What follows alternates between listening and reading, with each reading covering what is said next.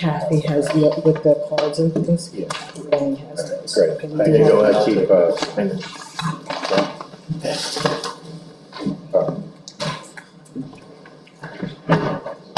Chief. I saw Mike's name and I thought, We are live.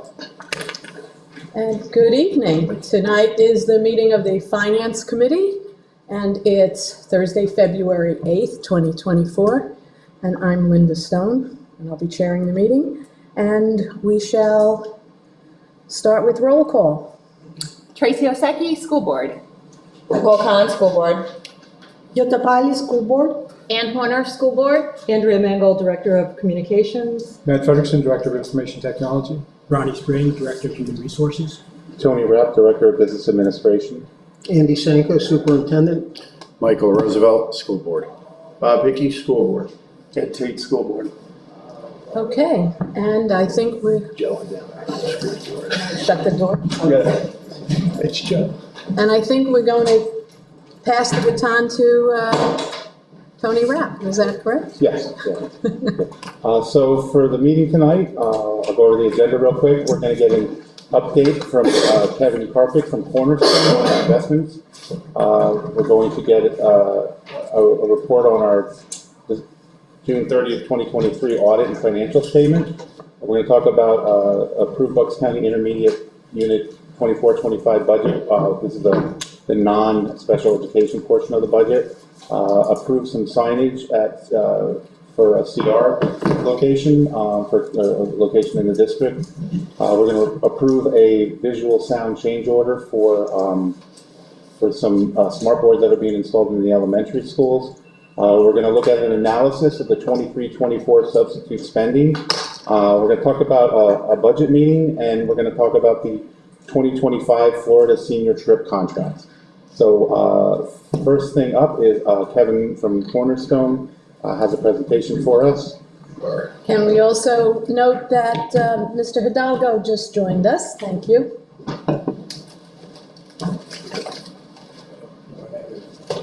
Thank you. And just have some hard copies here, if you don't mind passing them down. Thank you. And well, I've been introduced to the new members and welcome and congratulations.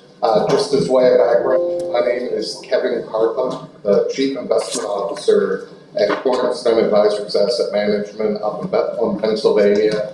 And we manage the cash on behalf of the district. I am a 1997 grad of Castle Rock, so you know I have a very good education in both math and getting up in public speaking. So, what you'll see on this slide is a lot of numbers, and what my team does is you can see there are various pools of assets here broken down in the top where you see total general funds. Those are the fund balances and the tax revenues collected.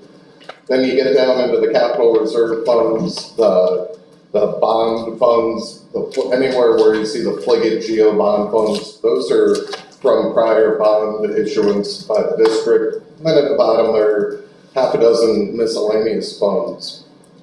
What we'll focus on today is the total general funds, where you can see we have money among 4 different banks. We have Wilmington Trust, we have TD, who is your main banking partner, with Pliget General Fund, and then again a TD compensating balance. So if you look at the beginning market value, you can see we began the quarter, so this is September 30, at about $190 million.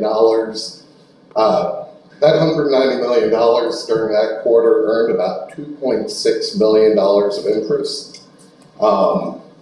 You can see deposits of about $37 million, and then withdrawals of $67 million. So we ended with the general funds being at about $165 million. What we look at, and it's an important number because it can be a relatively big impact on the budget, is at the bottom, the general fund fiscal year to date income. And so that is from June 30 through the end of the year. You see that the district has earned about $4 million of interest on its cash investments. And I bring that up because of what's happened with interest rates over the past couple of years. Just 2 or 3 years ago, we would have been talking about 400,000 being a good number to earn in our cash. But what we've been able to do is interest rates have gone up is lock some in a little bit longer term to earn higher income, but also make sure the cash is at the place where we're going to get the highest yield savings. And to give you, and we'll talk about the individual holdings in a second, but everything here is backed by the full faith and credit of the federal government.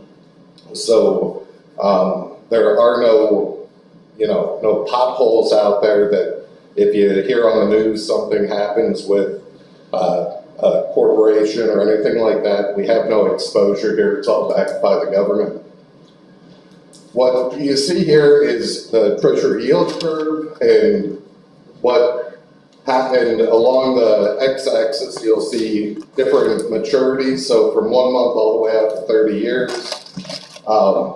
For our purposes, we are restricted to going no longer than 2 years on the investment side, but it is important occasionally for you all to see what's happening out at the 30-year, because when you do have to issue debt, that's where you're issuing debt. So, but focusing on the 1 month to 6 month, you can see on an annualized basis, we're making about 5.5%, 5.6%, which again is about 10 times larger than where we were a couple of years ago. One of the things we look at and we talk to Tony and his team about is trying to figure out where interest rates are going. Because if you're just sitting in a money market and the Federal Reserve cuts rates, and y'all have heard of that, our income just goes down right in lockstep with that cut. So we have the opportunity occasionally to say, we know we don't need this cash for another 9 months. We can buy individual bonds that mature in 9 months so that we say, for that part of the cash holdings, I don't really care what the Federal Reserve does. I know I'm going to get my cash back and I know I'm locking in my income.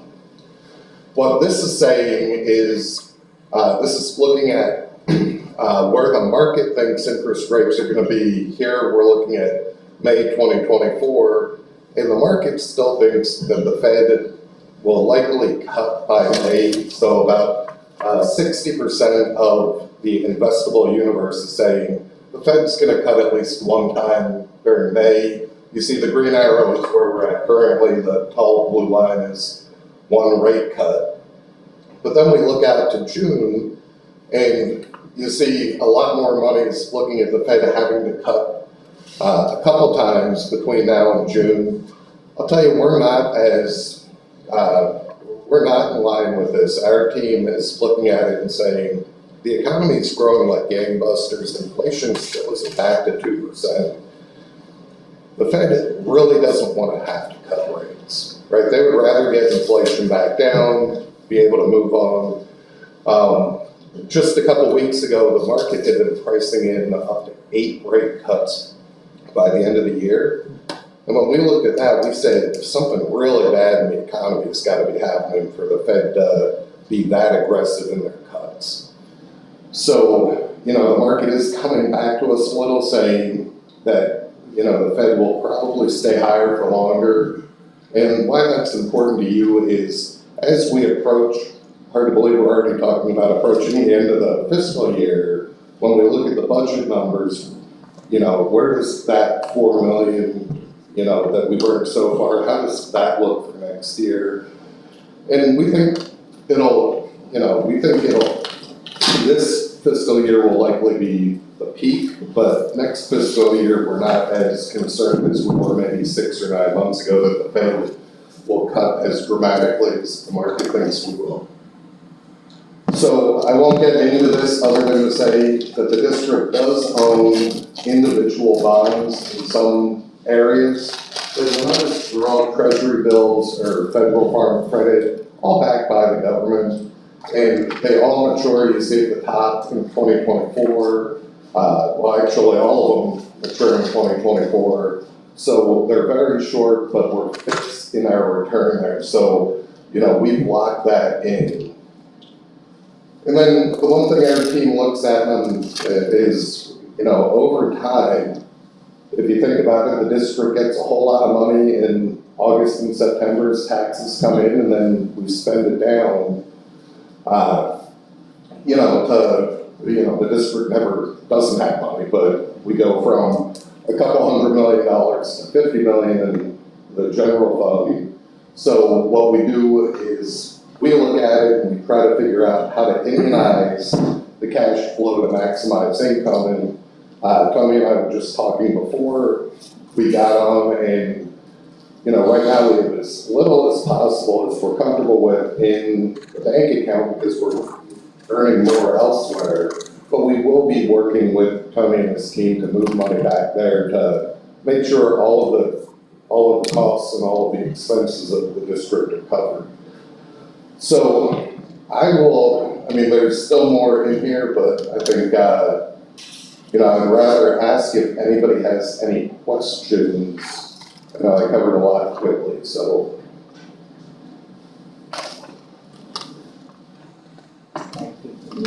Kevin, so the 4.0, it's like pretty much fixed, right? Because you have the money already in the accounts.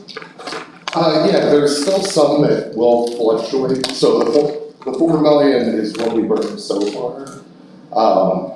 So even if rates come down a little, we would expect that number to be 7.5 by the end of the fiscal year, because we do have enough locked in through the end of the fiscal year to feel confident in that number. And what did we budget? I believe it's $2 million. 2? 2, yeah. Hey, we have an extra 2. Hey. That's where, yeah. So, and then based on your predictions, we estimate for next year, right? Yeah, and what we'll do with as volatile as interest rates have been recently, we try to wait as long as possible to give Tony the number we think we can earn, but I certainly think unless the wheels come off the economy, the budget number next year will be 3 or 4, at the minimum. Thank you.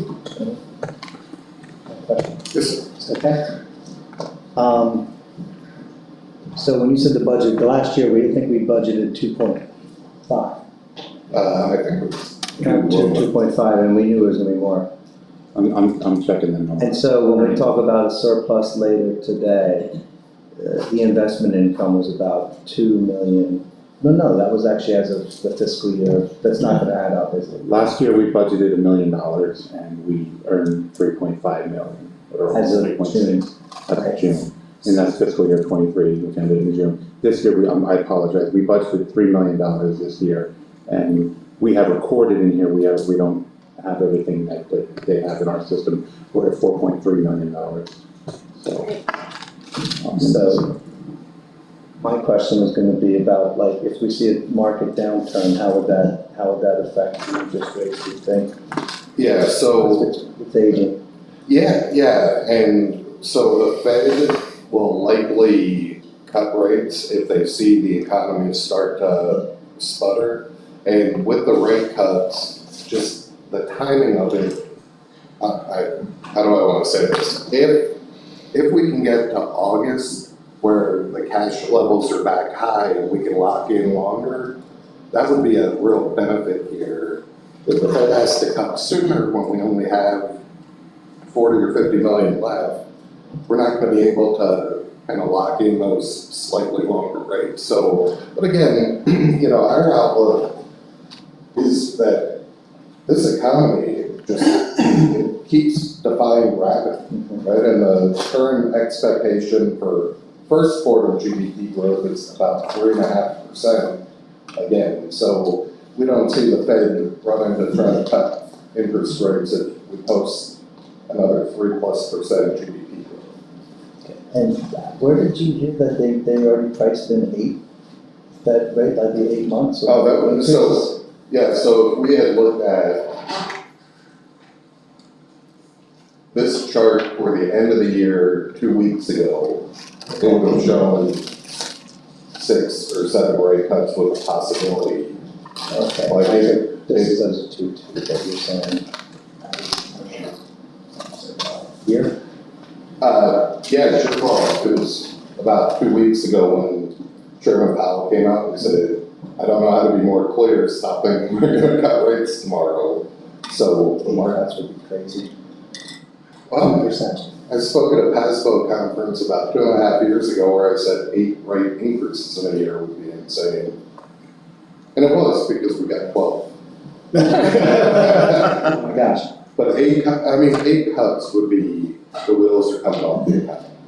I mean, it's just, you know, we don't have inflation, it's under control as they want it to be. Thank you.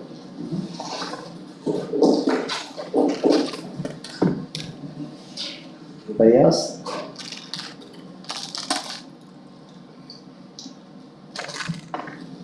Well, thank you. Thank you. Thank you. Yeah. And when you talk about the Bucks County Intermediate Unit budget, you can trust that any funds sent over there are gonna be well managed as well, because, thank you, we've been retained to manage their cash as well, so. Good to see you. Bravo, good seeing you. Good. Okay. Well, thank you all. Thank you. Nice to meet you, Kevin. Thanks, Kevin. Nice to meet you. See you. All right, what's all the good news you have? We have Michael Mood from CPA from DBE LLP, to present the information on audit and financial.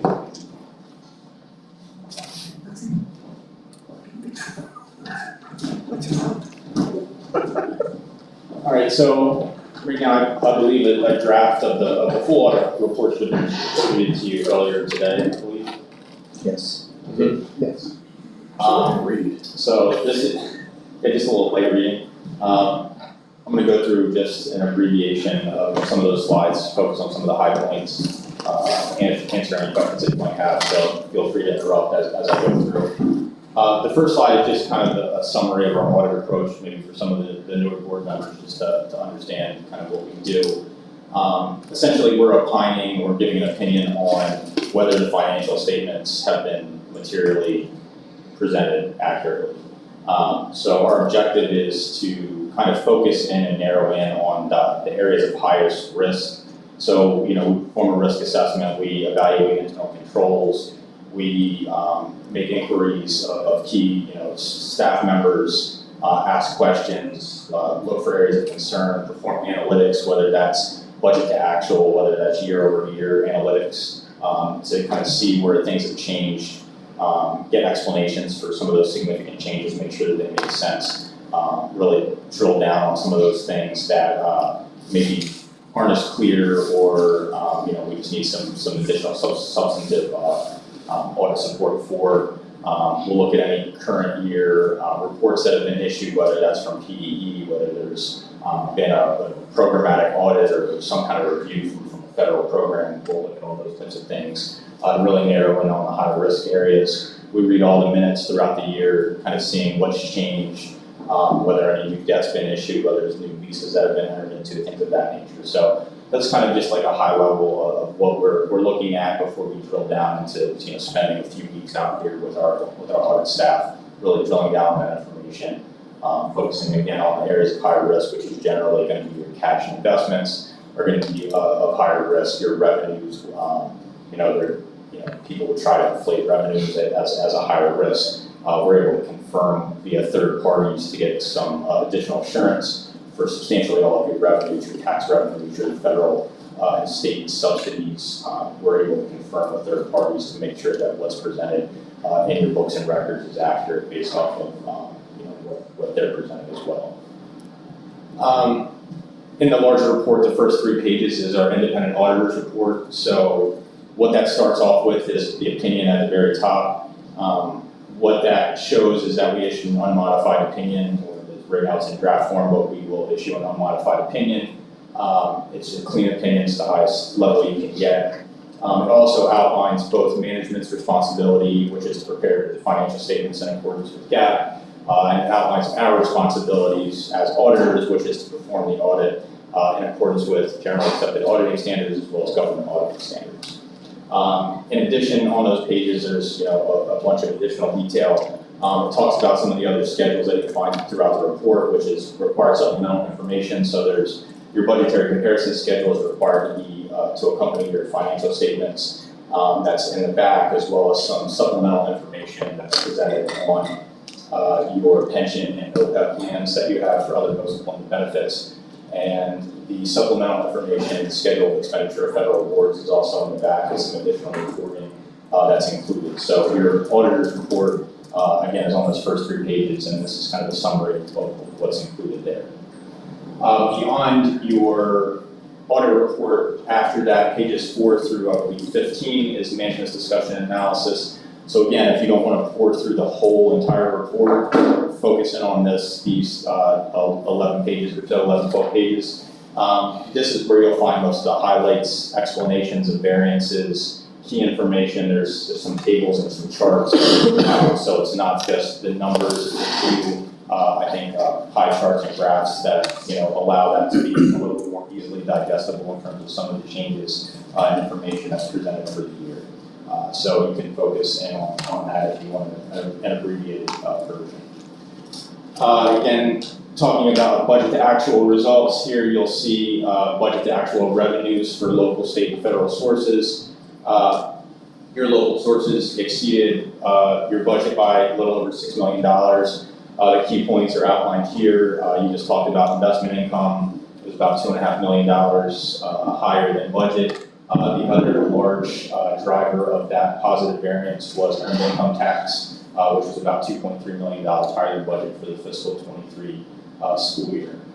On the state side, you had about $1.7 million higher than budget. Again, that was related to some state subsidies for your basic and special ed subsidies, which is what we've seen really across the state when people were budgeting. They didn't really have very big numbers versus what the state actually allocated to most of the school districts. This chart here kind of shows your reliance on tax revenues. Again, of all those revenues that were outlined on the previous page, 74% of that is related to local tax revenue, to local revenues. So again, that's for your real estate tax, EIT, transfer tax, all those types of things that you get allocated for. So obviously that's going to be the biggest driver of your revenue. On the expenditure side, you'll see here you overspent on the expenditure side due to some of the positive variances that we had on the revenue side. So on instructional was about $2.8 million higher than budget. Support services was about $2.2 million higher than budget. Again, the biggest drivers of that are outlined here. So substitutes were the biggest driver on the instructional side. That is something that we've seen at many of our school districts where substitute costs have been a little bit higher than was anticipated. And then on the support services side, most of that was related to transportation.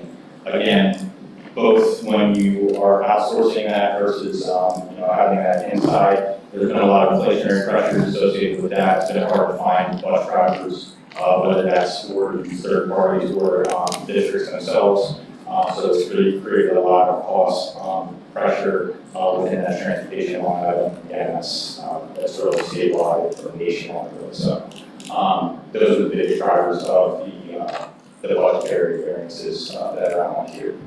So this chart here, you'll see, again, most of your expenditures really lies within your salaries and benefits. That's approximately 74% between those two categories. And you can see where the other spending really is largely for services. But again, we typically see, again, this is mostly 70-75% at most of the school districts that we see. So, your wages and benefits are pretty much in line with what we're seeing across the state.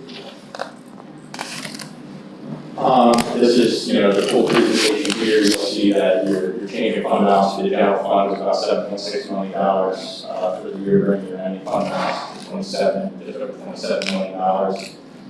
We went over those positive changes for revenue, the spending for the expenditure side. You'll see that on the other financing sources, it was a positive variance of $2.4 million. So the district transferred their money to your debt service fund for your debt service payments in accordance with the budget.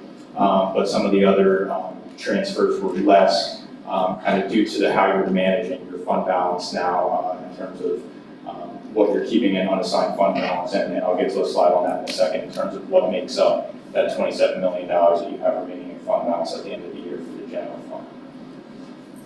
So this is the breakout. Non-spendable, really that's inventories, prepaid expenditures. That's what goes into that line item. It's not spent because it's already on the balance sheet. You have some restricted dollars related to some grants that are unspent.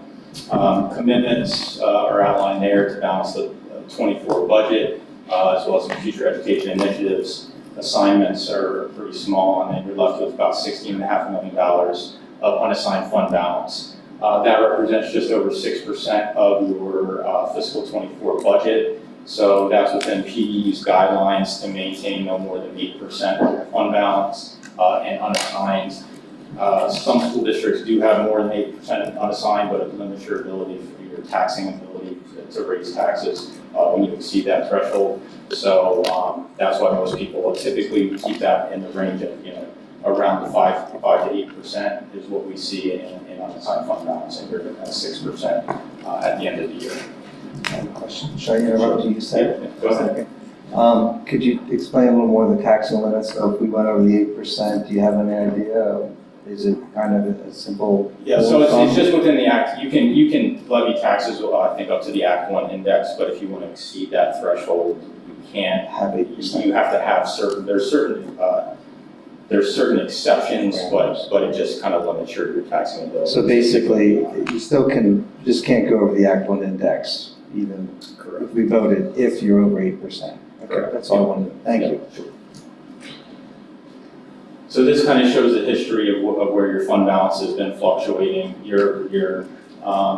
If you'll see, during COVID, there was, in fiscal 21, there was about $14 million that was committed, kind of due to some of those uncertainties around that time, where normally that money was getting transferred over to capital as needed, which subsequently happened in fiscal 22, which is why you'll see that decline happen. So during kind of that uncertain time, there's money that was committed and remained in the general fund, and then subsequently that wasn't needed and was moved back over to capital in fiscal 22. And then you'll see it went back up for your increase that we just went over for fiscal 23. So you're left with that, roughly $27 million at the end of the year. But this kind of just presents the history over the last 10 years. Capital Projects Fund, you'll see the changes for the year. Your capital reserve went down about $4 million due to capital spending. Capital Projects Fund increased. You had a new series of debt that was issued for your general obligation bonds in 2023, the amount of $23 million. You can see the spending that's outlined there for your two major renovation projects. So you did have an increase in your Capital Projects Fund of almost $9 million, bringing the total available capital balance of just over $49 million at the end of the fiscal 23 year available for future capital spending. This is your internal service fund. So you'll see you had a positive change for the year of about $2.2 million. The balance available for future claims is just over $27 million at the end of the year. I know something that Tony's kind of discussed with our firm is kind of managing this, kind of moving forward, making sure that you're not keeping too much within this fund. So the intent is to kind of reduce future employee premiums as well as manage the transfers that are coming over from the general fund over into this internal service fund to try to keep it somewhere around the 9 months of claims. It is kind of the target that that Tony's indicated that we're gonna try to manage. But really, that's a matter of preference to you guys as the board. You know, we see, you know, similar managing of this, whether that's in consortiums where they're sharing costs or whether it's in an internal service fund. It varies. I would say it's probably anywhere from 6 months to 12 months. So this 9 months is within that range of what I would say, you know, we've seen. But really, it's a matter of risk tolerance. It's a matter of, you know, what your you know, expectations are in terms of high claims, if you know things are going to happen, how much you're managing, you know, some of the activities within your internal service funds, what your projections are, things of that nature, and really working to understand what your claims are, what that trend is, and what makes sense to keep in this fund. So. Did you look at year over year? I mean, is that something we're doing, so we look at the history, not just 1 year? I mean, we're not.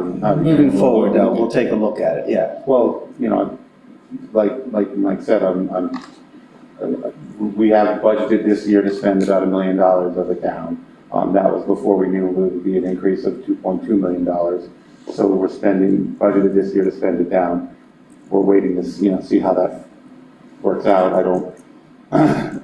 I think it's actually working out where we're not losing, but we're not making money this year. So we're not spending it down with what we planned. So we're gonna have to relook at that, you know, and we have to, it's based on a prediction of costs.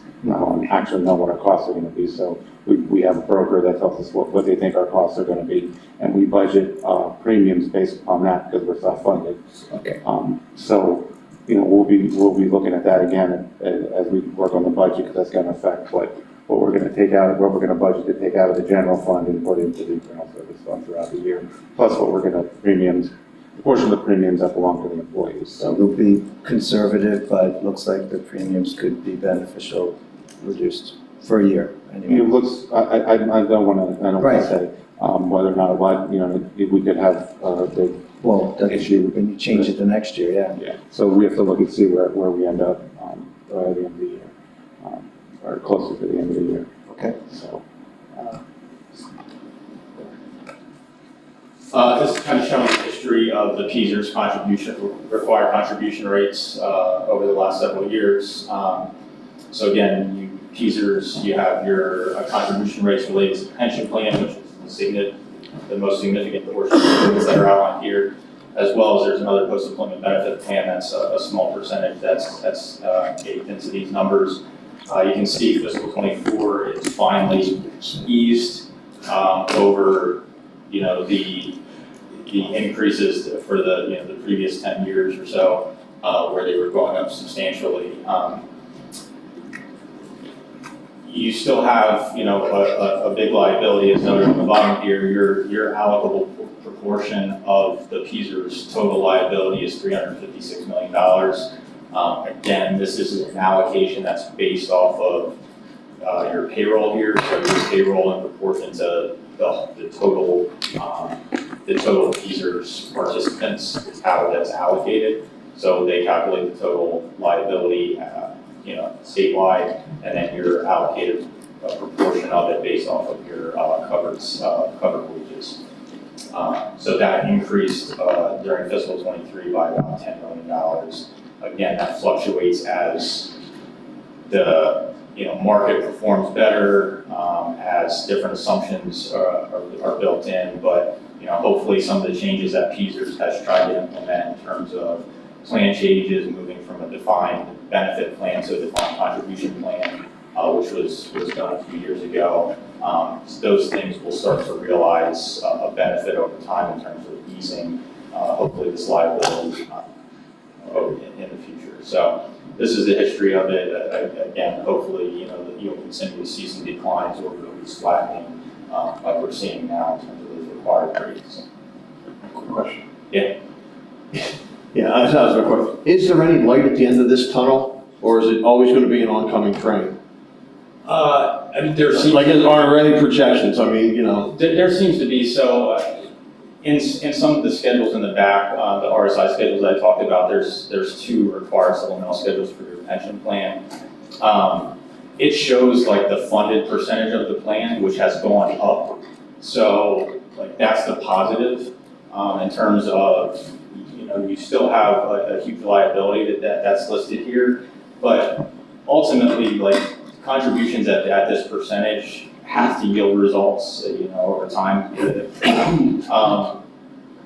But again, I think that the biggest thing is like a new employee coming in now, again, with the changes in the plan types, limit the liability that you're gonna have in the future. So I think ultimately that will have a benefit over time.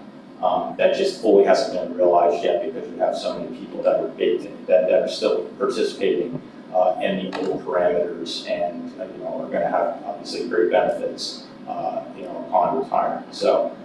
I'd also remind you that the percentages, the district actually only pays half of that. Yeah, the state does, there's, you know, pay for 50% of that, so. But the 356 million are half of the liability. Down at the bottom. Well, it's technically fully your liability. But the contribution itself that's paid annually is what the state shares in. But It's the full 50%. liability is almost. Yeah, but the liability is basically if everybody retired today and you had to pay that out, which is not the case, like that's essentially what the liability would be in a plan termination. Sure. But a quick question. I've tried to follow the politics of Peasers, which has been interesting and distressing, but it seems like the management has improved and they're making changes in their investment policies and procedures. Is that going to positively impact us, to Bob's point? Yeah, I think like Michael said, as long as they're investing wisely and getting good returns on their investments, I mean, that's the first year that I've seen where districts have actually, for in a couple of years where the liabilities have increased, but that there's so many different factors going in and out of that between deferred inflows and deferred outflows, and you know, they amortize things over 5 years. And if there's a change in the pension plan, what that change is, so they say they change the assumptions of the plan, and then they say, okay, that means that your liability should go up. Instead of making your liability go up in that year, they say, okay, we're going to amortize that change in liability over 5 years or whatever the period is. So there's some things they put in to build into it, and it's really complicated after a while. yeah, there's different changes and assumptions that have to do with rates, Right. future, you know, healthcare cost trends for the post-employment benefits, you know, expected versus actual experience of like when people are actually retiring, mortality rates, all those types of things. How many people are married versus unmarried when they, like all those things an actuary is determining. That's doing an audit of the Peasers plan before it gets allocated to you. So all those assumptions change annually, which is why you see these huge fluctuations from year to year, which will also be impacted by investment performance. The other things of note from investment performance is in your fiscal 2023 report, you're actually reporting your liability for Peasers as of fiscal 22. This is always on a 1-year lag because Peasers has to get their audit report, which is not readily available for 9 months basically after year end, and then that gets allocated and gets sent to all the school districts. So this reporting is on a 1-year lag, so some of the investment benefits that we've seen over the past year haven't really been realized by this plan, which hopefully you will see in the subsequent year. Can I ask a question? Tracy? Is there a document that shows, or a chart or something that shows how we get to that 356 million? Like, can I see the detail behind that? Or? Yeah, there's there's a report from Peasers that has every participant that shows your percentage of that liability. If the discount rate changed, went up or down 1%, what your liability would be. It has a lot of information. I'm sure. Thank you. Yeah, Thank you. Yeah. Scheduled findings and question costs. This is just kind of a summary of what's on the last page, I believe, of your full report. But essentially, we talked about your federal awards. So when you have more than $750,000 in federal awards, a single audit's required. We conducted that and had to test 2 programs as major. That was your special education cluster or your IDA program, as well as your ESSER and ARP funding, which is the Education Stabilization Fund. So both of those, we evaluated certain compliance requirements that were subject to audit. We issued an unmodified opinion on compliance, which means there was no issues with compliance that we found. We evaluated internal controls related to those programs as well as the overall district, but specifically we looked at the controls related to the execution of those programs. There was no control issues that were found. No findings to report related to any of the administering of any of the federal programs, which is summarized on that last page. Just some of the other reporting requirements. The AFR has already been filed. That was filed last calendar year for the fiscal year. The financial statements, once they're finalized, will be posted to EMA, Electronic Municipal Market Access, for your continuing disclosure requirements related to your bonds. And then the single audit has to be filed by the end of next month. It has a 9-month due date for the federal single audit, which will be done on time. If that's done, it has to be done to maintain you as a low-risk auditee, essentially. If you don't have any control findings, any compliance findings, and it's filed on time every 2 years, you can, it limits the amount that has to be tested in terms of the percentage of total federal expenditures that have to be monitored. And then this is just some required communication, just talking about the process again, in terms of estimates. There weren't any significant unusual transactions this year. We talked about the financial statements and disclosures are in the full report that you have. Within footnote 1, it talks about the new GASB, Governmental Accounting Standards Board requirements that were implemented this year that didn't have any impact on your financial statements. There's 2 others that are outlined in there that are going to impact future periods.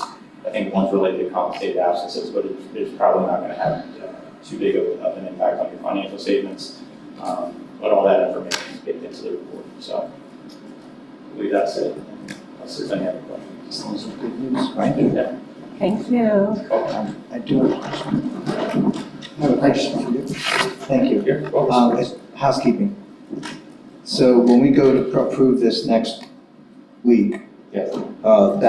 the final version will be part of the board docs for the meeting, right? There will be an attachment. I have to talk to the partner about that. I'm not sure if we actually get it. I have to sign a management note, and I think myself and Andy have to sign a management note, a management letter. Once that happens, I'm not sure what the timing's going to be, but if it's not, the draft will be, the draft will be, we can attach the draft, which will be materially the same as the final report. Right. So I would just say, if you could attach the draft to board docs for this meeting, I'd like that. I mean, if we're ever going to have a PowerPoint or a presentation or documents, I would like it in board docs, so a year down the road, I could go back and just look at what was presented. So even this PDF. We do post all of our presentations for the Finance Committee on the website. And they're memorialized, but the thing is, having it in the board docs is where we go, is our resource. Yeah. So I would just say, it might be, talk to Matt if it makes sense to do it in both places, only because when we go back, I'm gonna be in board docs, I'm looking at the agenda, I don't see what was covered, and then I have to go looking at the website to find another place to find it. So I just think the board docs should have all the presentations, no matter what the committee is. Part of that, I think it was, like, we have to have the items in board docs for the meeting, and I don't know that we're allowed to add anything other than minutes after. Well, I'm glad we're having this discussion, but that's why I think, like, under the administrative content, you may be able to stick another, I'm not saying to keep it, I'm not saying to keep it public, but with the administrative contact, people have it housed and memorialized. We can look It would be a lot easier when I'm trying to find something. Or at least to have it when it's actually voted upon. No. Yeah, if it can't be at the committee. We'll have the draft for you to vote. Of course, and we got it in an email. What I'm saying is going back and searching through emails, going to the website. If Board Docs has the capability of capturing all this information, that's what I would like. So Board Docs has a library feature, and we could create a library for Finance Committee, for the Facilities Committee, and then we can control who has access to that library. Okay. And then we could put the documents from the different meetings there. Just moving forward, I think that would be a great idea to try. Will they become public documents after? I mean, this is gonna be a public document, right? No. You have to have it on your website. So The slides for this note. No, the slides, the actual, The financial statement will be yeah, public the financial document. statement, yeah, these are public documents. I think that's why we've been posting them on the website, Yeah. so people can find them. Right, but that's for the public, but when we're going back and doing other things, it's missing from our resource, and we're the ones trying to administer. Thank you, Mike. Our oversight. Thank you. So it's more not for, that wouldn't be for the public, it's more for the edification of boards and future boards.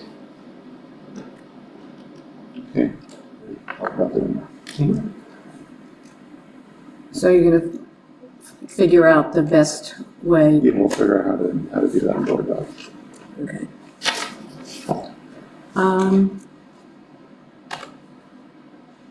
You're moving on to Bucks IU?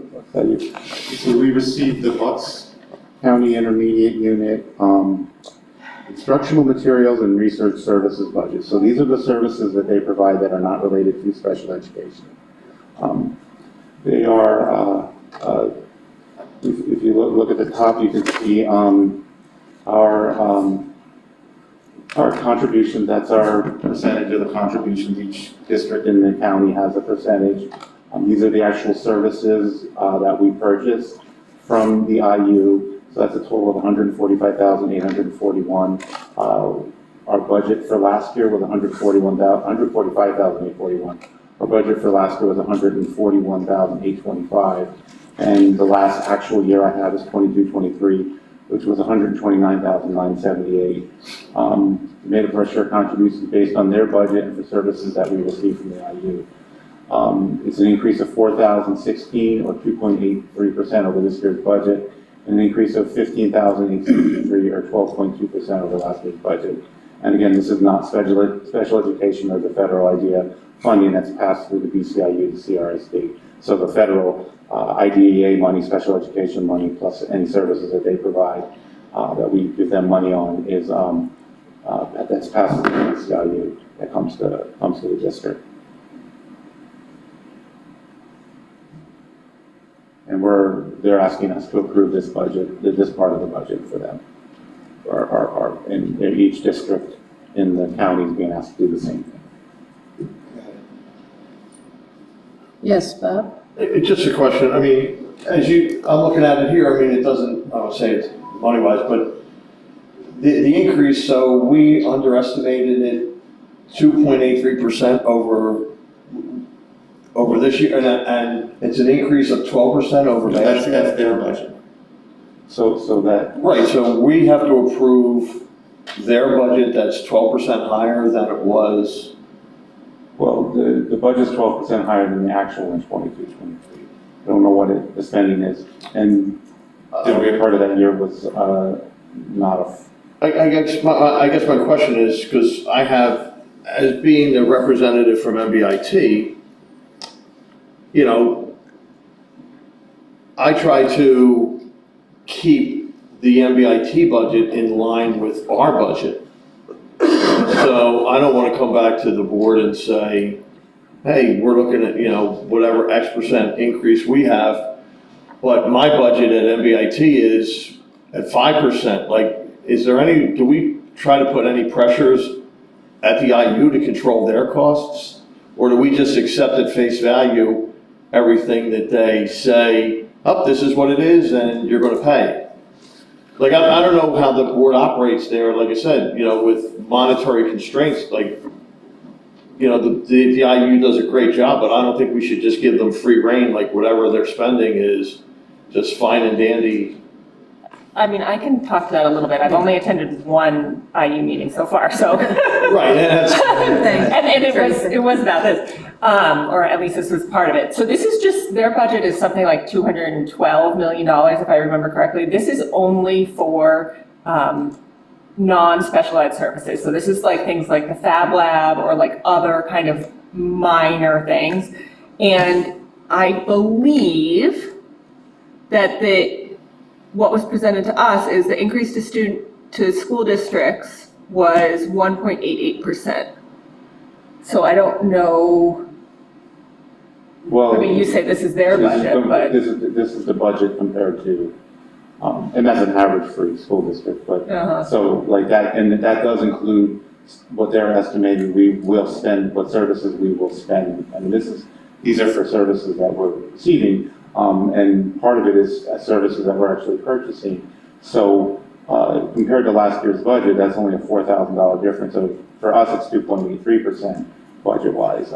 Right, so it's a small amount. So it's, you know, comparing budget to budget, you keep in mind that 22-23 was a year where they didn't, well, I shouldn't speak to that. I don't know what their whole budget was, but there were still effects of COVID in that year a little bit, but.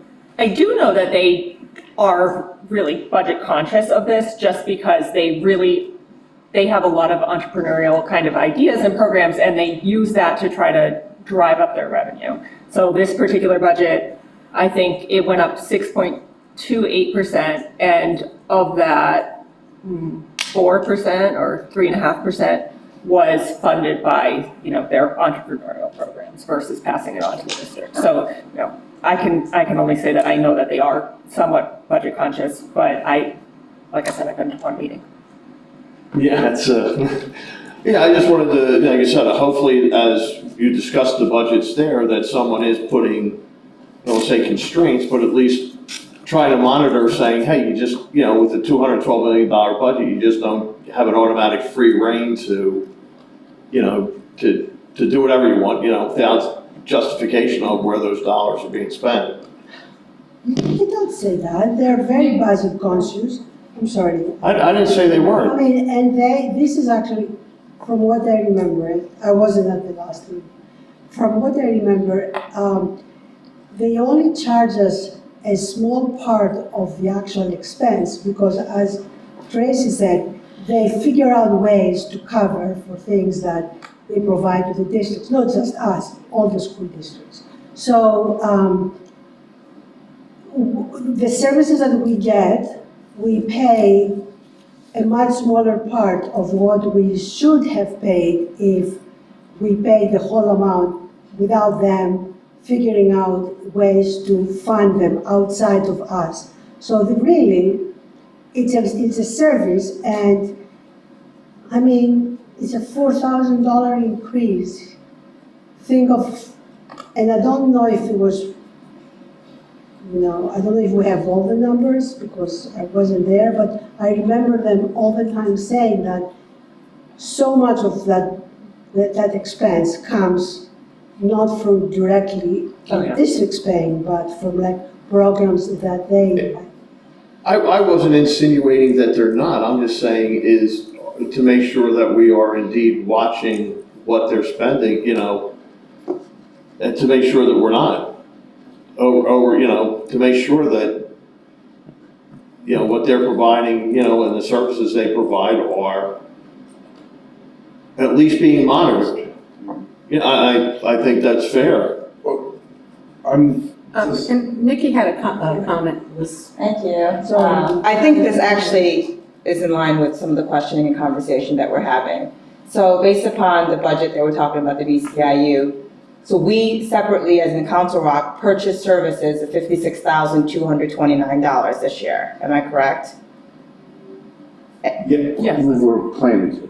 Well, will plan, Will. okay. And the contributions of $89,612 is what we have contributed so far, correct, for services? No, that's what we're budgeted to contribute next year. That's all we're talking about, what we're gonna contribute next year. Okay, so then based upon the purchase prices, like what is the purchase services, what are those items, just to give us kind of an idea? Because that might also explain the change in price to some extent, or increase Helping of the budget. students with post-secondary readiness, a STEAM lending library, maps of Pennsylvania, instructional materials in the library that we're able to use Discovery Education Experience.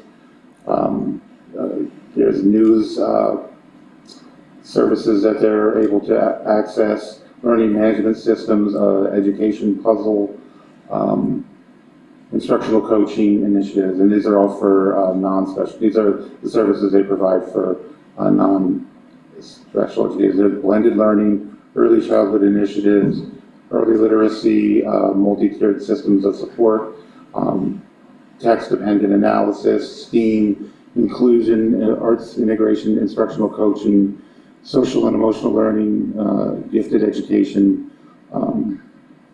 assessments, and there's a bunch of things on assessments, assisting with PSSAs, different standards that we need to meet, and helping to meet those standards.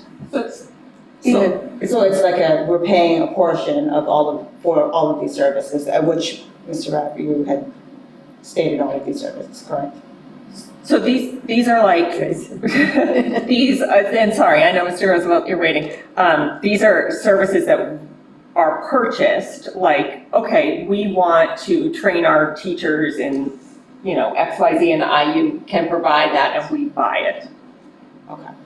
Go ahead, Mr. Roosevelt, sorry. Yeah, in board docs for tonight's meeting, I think this is what Mr. Rapp is referring to. There's this, maybe it's an 11 to 15 page document that they have, along with a cover letter that was sent to introduce it. They do provide supplemental resources to Council Rock. I agree, though, this is a good conversation because it's incumbent upon us as board members, as this does relate to training of Council Rock teachers, as it does also connect, importantly, to curriculum for Council Rock students, that as board directors, it's our responsibility to look at that. My question, I think, is pertaining to, I'm not familiar if the Bucks County IU provides us with quarterly reports on budgeting, as far as where they're at, and some of this more granular details to get into exactly this so we can answer, because there's a lot of really nice buzzwords and adjectives and positive words in all that report, which is great, everybody can get behind it, but what it actually does and how it does it, I think I would like to see maybe an integration between the education community and the Bucks County IU as far as these proposals and what we're paying for. And it would be nice also from a financial standpoint if Bucks IU would provide us with some sort of a quarterly statement or a little bit more to get into. I'm not familiar with receiving anything like that in my 2 years on this board, and I think that it helps when you start looking at it's not that big of a deal, but I think Mr. Hickey's point is on point with respect to what is our responsibility as a district. There should be a give and take, and I think that our experience is there is. They provide great stuff, and they help out a lot, so it would be nice I'm pretty sure we could handshake that a little bit easier. I think that might be part of your reporting back. Well, so to the board I'm happy to find out if that's something we can get. I do have a question, though. If you're referring to the larger IU budget of the 212 million, or if you're referring to like the smaller, this portion, or both? I'd be referring to whatever Council Rock needs to pay for and whatever Council Rock has received. That's the area that I'm primarily interested in, and however they want to break it out, I think we can. I'll find out. Yeah, that'd be helpful. I mean, from covering the IU for the last 2 years, all this information is readily available. And at their budget, I mean, every month at the board meeting, there is a whole list of payments, and I mean, it's only like too many pages, or like why you pay and where. And I mean, Council Rock is a tiny, tiny portion of that because, you know, most of it is like special ed for like other districts. But, and I think maybe the administration knows what we get. We don't get stuff we don't ask for, correct? I mean, the IU is providing us what we want to get, correct? Correct. Correct. We asked. They are not like giving us stuff that we don't want to have. Correct, just by way of example, Tony mentioned MTSS. The IU comes in and trains our teachers and our administrators on MTSS. You all recently know that we had a program review done with the EL program. The IU came in and helped us with that EL program review. So there are some of the things like Tony just shared with you. Right. That what services we receive from the IU.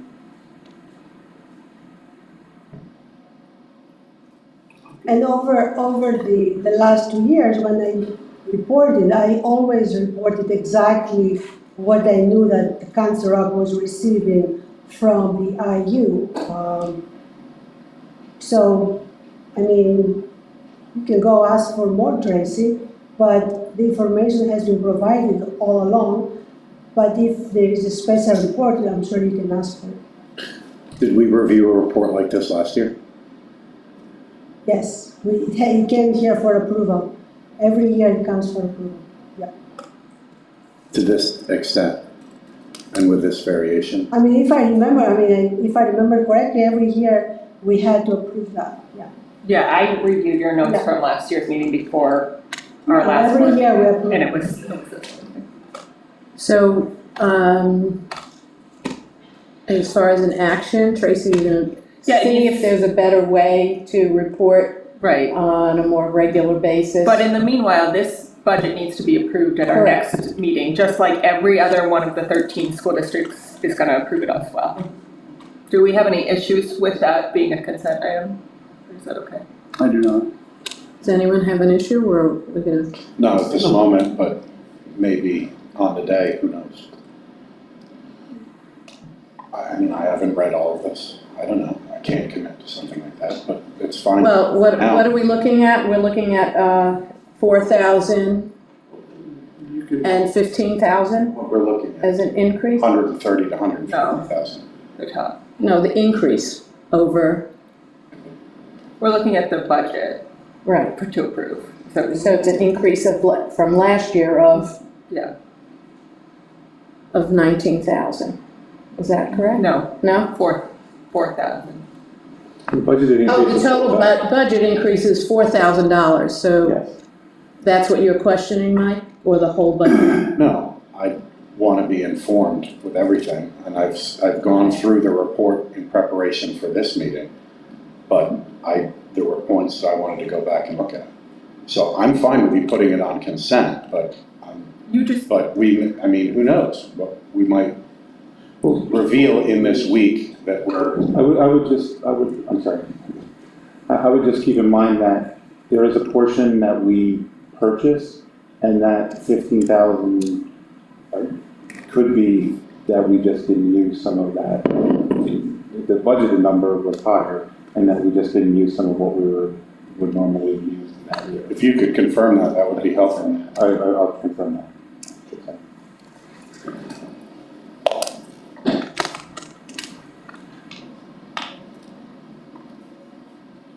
and so you're saying, like, in board docs, there's a 66-page budget or document from the IU. You just want time to review it. Is that? Exactly. And then as far as moving forward, I'm gonna follow. looking for like a quarterly brief. You know, I mean, in line with what they've provided for this year or this meeting, just maybe on a quarterly basis. If it can be done, great. I mean, I think more information helps this board, right? More feedback helps them provide better stuff. So, I mean, I don't think there's any harm in asking. I'll ask. I'm happy to ask. So we'll put this on consent. We can always pull it. Tony is going to get some numbers for Mike. Put it on consent, And and if we Tracy's- decide to pull it, we'll ask to pull it at the meeting. Right, and recognizing that we do have to have a budget approved by this time frame as well, right? Yeah, I think we have till March 13th or something, but this is the meeting where it has to happen. Right. So last meeting before. Right. Yeah, it's the last meeting. We go through that every year. So- At this meeting, we approve the budget. It's not the first time. And the superintendents have all, of those 13 school districts, correct me if I'm wrong, Dr. Senko, but the superintendents have all, reviewed it in detail as well, right? This is the recommendation We've from seen the this, superintendent. the numbers. All right, so we're gonna move on to the CR signs. CR signage. So, it's actually, we have a booster club that sold sponsorships on signs for one of our, fields. The money, is turned over to CRSB, but it's it's in the booster club. So what I'm asking the board to approve is that we allow it for the upcoming season only to benefit the booster club. We're working on a board on presenting you with a policy to set up prices and rules for the future so that the money strictly benefits. It comes to the district for the program, but it comes through the district. I'm asking so that because these sign sponsorships were already sold, we would let them put them up for this year, for this upcoming season, and then take them down. And then if we resell the sponsorships, I'm not sure how reusable the signs might be, but we would reuse them in the future then, so that, but right now it will benefit the booster club where this was sold. Okay, Nikki first, Yes, I just had a couple questions. So this was approved by the board before it was sold? No, it was not approved by the board. So what field is this and what kind of sponsorship is this? And then the money's turned over to Council Rock, so what are we supposed to do with it? Is it just? Well, the money's not going to be donation? turned over, the money's not being turned over to Council Rock. We had information that it was, but it's being kept with the booster club to benefit the team that where the signs are going to be. I'm asking if, in order to have these signs up, the board needs to approve that. This is just for this season. We're working on a policy to make it so that there are rules and things that giving the board approval on who gets sponsorships and what sponsorships we allow. And there's no sponsorships that are worrisome in this group, but we want to make sure that we have oversight over these sponsorships in the future. I'm sorry, I'm still, there's, I'm not finished, that's all right. I guess, so then which fields are these and is it a baseball field? And where is it? Is it a school? Is that why? It's one of our schools, yes. Okay, which school is it? It's Council Rock South. It's a Council Rock school, correct? Council Rock South. South? Yeah. The high school? Yes. And we don't know how they got approved to even? They went and it was done by the booster group thinking that it was okay. So either we allow it and let the booster club keep their money, or we don't allow it and then they have to give it. We know what the signs are gonna say? That was gonna be my follow-up question. I'm sorry, just because Yes, we know what the signs are going to be. Okay, so who's sponsoring it? Is it a business, and what business is it? Sorry. They're local businesses, they're not, I don't have Is that. it one sign, is it multiple signs? Multiple Is it one sign with lots of businesses? No, it's multiple signs. And is it one business or is it multiple? Multiple different businesses. Okay, and this booster that's done the sponsorship, it's for the school district baseball team? For the school district. Or softball team? Yes. Through Council Rock South? Yes. And they raise money for signs to put on signage at the field? They use the signs to raise the money. Correct. To benefit the team. Correct, Yes. but now they have to put the signs up as sponsorship at the field? Yes. Okay, and how much money was raised? I think it was like $5,000, it wasn't that much money. So this has gone on before, is that correct? This has been an issue for several years and I'm trying to get a hold of it, and this came up. So we are putting together a task force, a group, whatever you want to call it, to put together a policy that says, this is what a sign costs. The money goes to the district. The board has final approval over the sponsors. How big the signs are. How big the signs can be and all that, so that we have total control over what goes up, or that you have total control over what goes up. But this happened. I'm trying to figure out the best way to get through it, and I don't think there's any. I know there was no negative intentions in this activity. Just trying to support the theme And you don't want to have to turn all the money back and say no signs. I mean, We don't have the money. but we don't have. We don't, they would have to. Go ahead. Sure. So we had a lot of discussion about signing policy before. Yes. And in fact, the financial business advisory panel that was convened several years ago suggested that we have a organized program to use signage as a way to raise revenue. And the reason that didn't go forward, primarily I believe, is because we don't have staff to do that. So I think Booster Club's doing it is a wonderful idea, but we do need to have a policy in place to do it. And I think this is great. And what they did was well intentioned, and I think you're reining it in is a smart idea, so that there's controls. My question is, this is for signs only. We're not going to get into Booster Club. We don't want to get into Booster Club finances, right? Absolutely not. No, this is only for signs. Great. And the signs, and the policy is to say that any benefit from sponsorships goes to the district, and where we can administer that money directly for the program that's intended for. So we're the ones, we're using it to buy new uniforms, or buy equipment, it's going to the district, not to the Booster Club. Yeah. But, Yes. I'm sure we can work on how that works with having parents sell get us a sponsorship. Sure. But I want the money. I didn't want the money to go stay with the Booster Club. Yeah. But I don't. I don't want to be.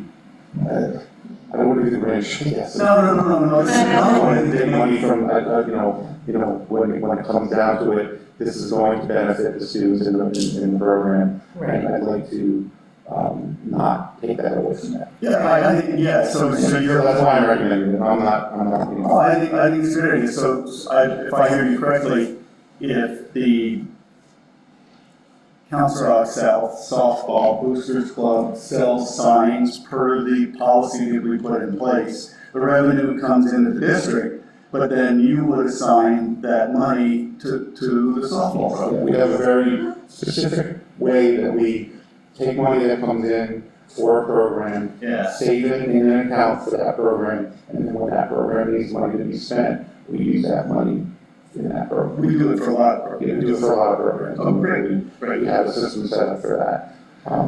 And I'm not happy the way that it came. But it did, and I'd rather it benefit the students than. Can we at least see who the sponsors are and get a list of the sponsors? I mean, I don't know, if you don't want to. No, that's a great idea. I apologize for not getting it. No, of course. I don't know, I'm just saying you want to at least know who's sponsoring. A question that may be a possible solution to this as we go forward. Do you know if, obviously the coaches were involved in some way, shape, or form, I would assume. But how about the athletic director? Do you know if the athletic director at the school was made aware of this at all? I don't know the answer to that, I believe. Because it's a subject that has come up before under the auspices of an athletic director. And as you look for a solution, maybe the possibility is, as opposed to jumping up right to you, it goes through the athletic director of the particular school first, and then reaches you. But like I said, we keep on bringing up issues like this now for a while as it relates to athletics and what we're doing. But as I said, my initial question was the athletic director at Council Rock South notified of this, or was it just kept within the baseball program? I don't know the answer to that. I've been working with the president. I understand the predicament, and I'm okay with this, you know what I mean, like, of the sign, as long as the signage is within, you know. Right, no, I'll get with The confines, but like I said, you know, I understand your predicament as it relates to this, but maybe something should go out rather quickly to the rest of these teams that, you know, hey, look, this isn't how we operate, or, you know, or how it's gonna operate. It's finding the time to get Right. everyone that I wanted to get someone from each high school, middle school, and each, both high schools, both middle schools, people here to put together a policy and settlements and all that, so it's just, we've got a lot. I wanted to try to get something in place for next month, bring a policy for the finance committee next month.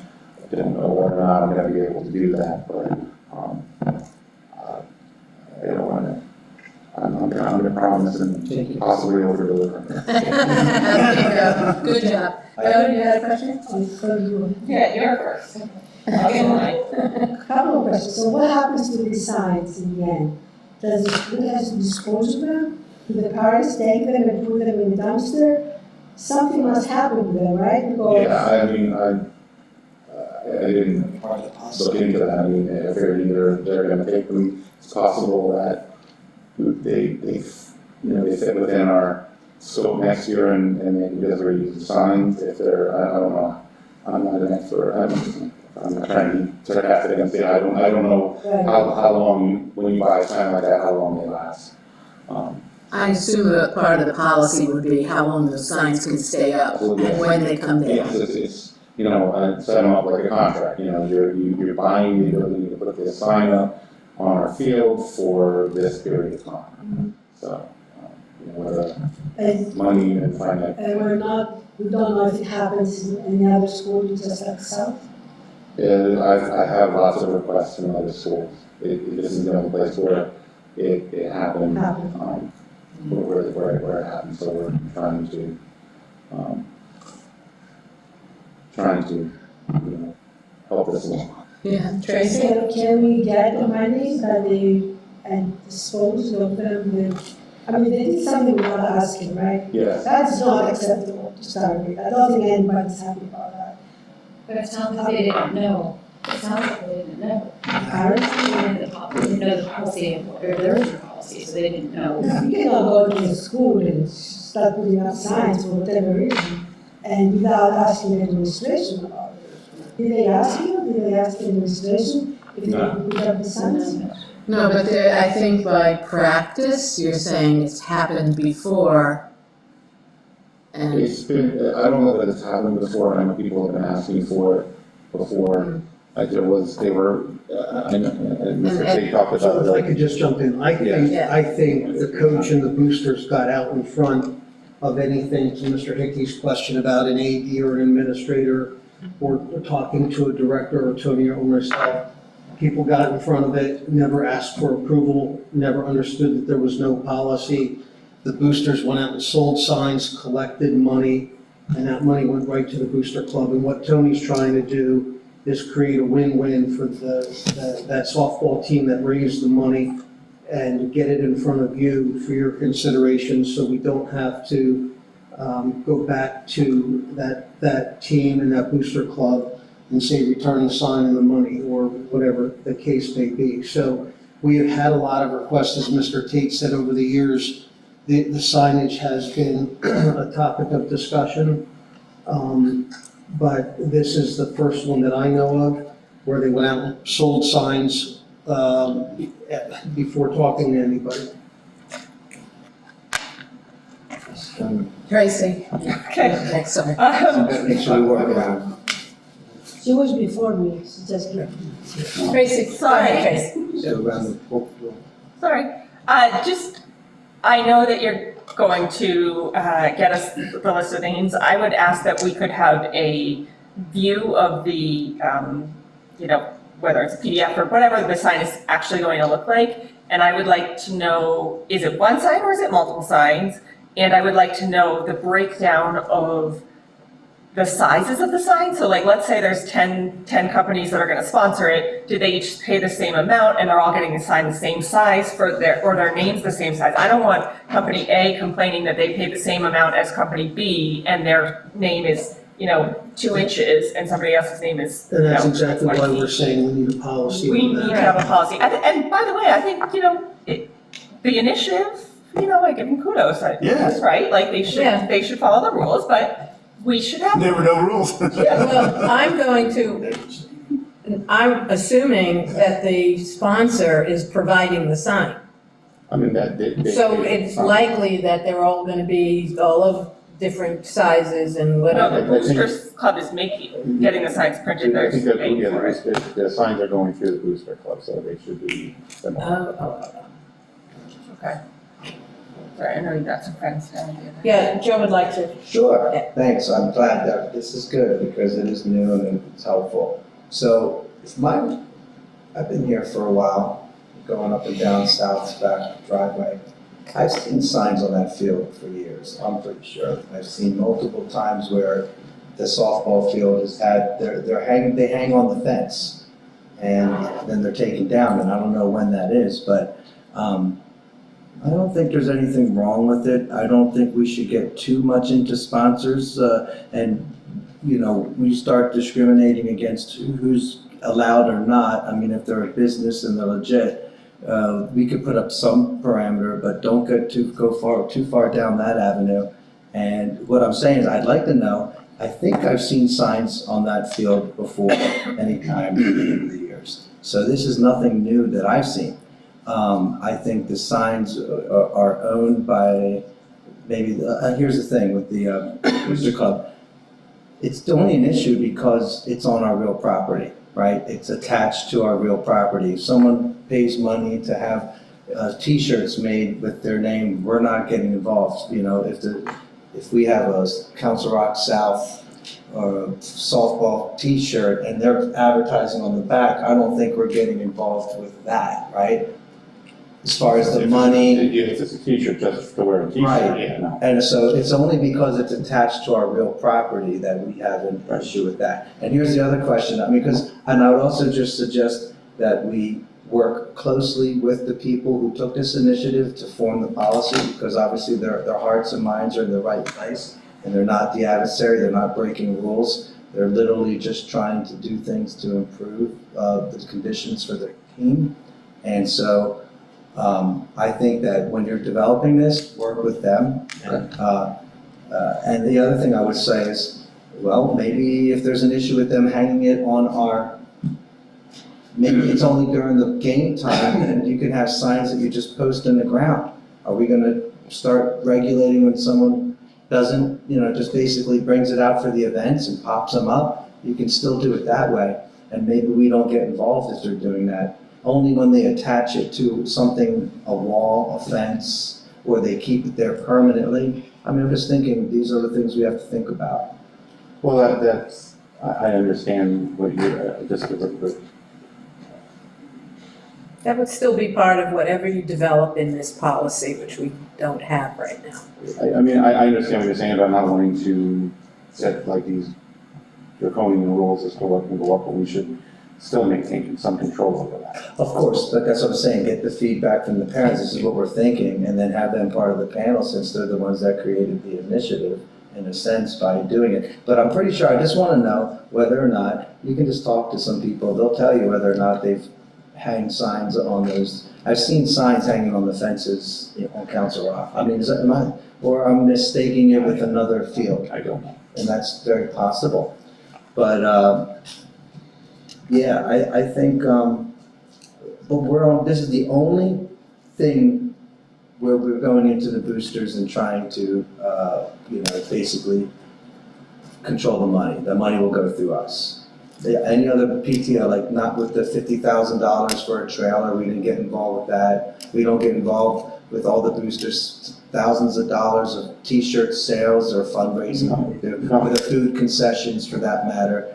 This is only because the signs are attached to our real estate that we're like, well, yeah, you're modifying our real estate, we need to control this. Yes, and because it's the district's, it's, Property. you know, their defense of their property, and, you know. I got it. I don't wanna set up, again, I don't wanna set up draconian rules, but I wanna have standards, and I wanna have a process. So you, Good job. using your the $50,000 trailer, we had some oversight in that in terms of the graphics on it, in terms of the timing of it, and the boosters that raised that money was phenomenal. So we want to make sure we have some oversight, you as a board have oversight, because we want to be selective in that the things that get hung on our real property are appropriate. So we were involved administratively all along the way with that trailer at the school level, the central office level, because you can think of some things that I'm not sure anybody would want hanging on the fences of our fields, even though our boosters sold the sign and hung it. So we're not looking to micromanage it, we're looking to put some guardrails up, is all. I agree. Glad I put my input, thank you. Okay, so we're in agreement that we'll allow them to do the signs as long as we get a list of the sponsors. Okay. Maybe we should also find out from them the size of these and what their intent, where they intend to put them. And just find out if this has been practiced before, I think it has. I'm not hearing that we're agreeing to anything. It sounds like we've got to get more information back to consider before we agree. It should be a policy. I'm fine. It's not the government. We're in agreement, I would, go ahead, Ed. Just my gut. I don't think the board should get in the business of reviewing signs. I think that's the job of the principal and the athletic director. I think what Mr. Rath asked us to do was to approve the way he wants to handle the money. And I frankly, just my opinion, I'm old fashioned, but I don't think the board reviews signs. I think what Mr. Rath asked was, are we okay with the way he wants to handle this particular This case. case? That's well said, that's to my point. I don't Look at the last agree or one there. denying It's anything. a board policy to set the prices and rules. For the future, yeah. Okay, so that's what we're doing, we're Yeah. discussing that. No, we're talking about reviewing signs, you know, allowing this with, and I'm saying, I think we don't do that, to Ed's point. For next week, can we put the caveat in there, pending the approval of the athletic director, or just something like that where, you know, we get an as opposed to us micromanaging it, you know, if the athletic director looks at it, the signs are all good, they don't say, you know, anything offensive or something contrary, you know, maybe we can just put in there, I mean, basically, we're looking for an approval for this signage. Or the So principal. let's approve the signage with, you know, pending the approval of the athletic director at Council Rock South. Or something to that effect, and then that way, you know, at least somebody has eyes on it to answer, Tracy, your questions, you know, are the signs all the same size? I mean, generally, if you look at a baseball field, the signs are all the same, they sit in between two fence posts and they just go around the whole thing. My guess is that's exactly what it is, but hey, let the athletic director put eyes on it, let him see the PDFs as opposed to us micromanaging, you know, these signs. I mean, I'm sure they're gonna be fine. I'm all for approving it as is, as long as there's nothing offensive with the signs themselves. All right. Andy, would you want to put that on your principal's docket? I don't know. think that's where it needs to be.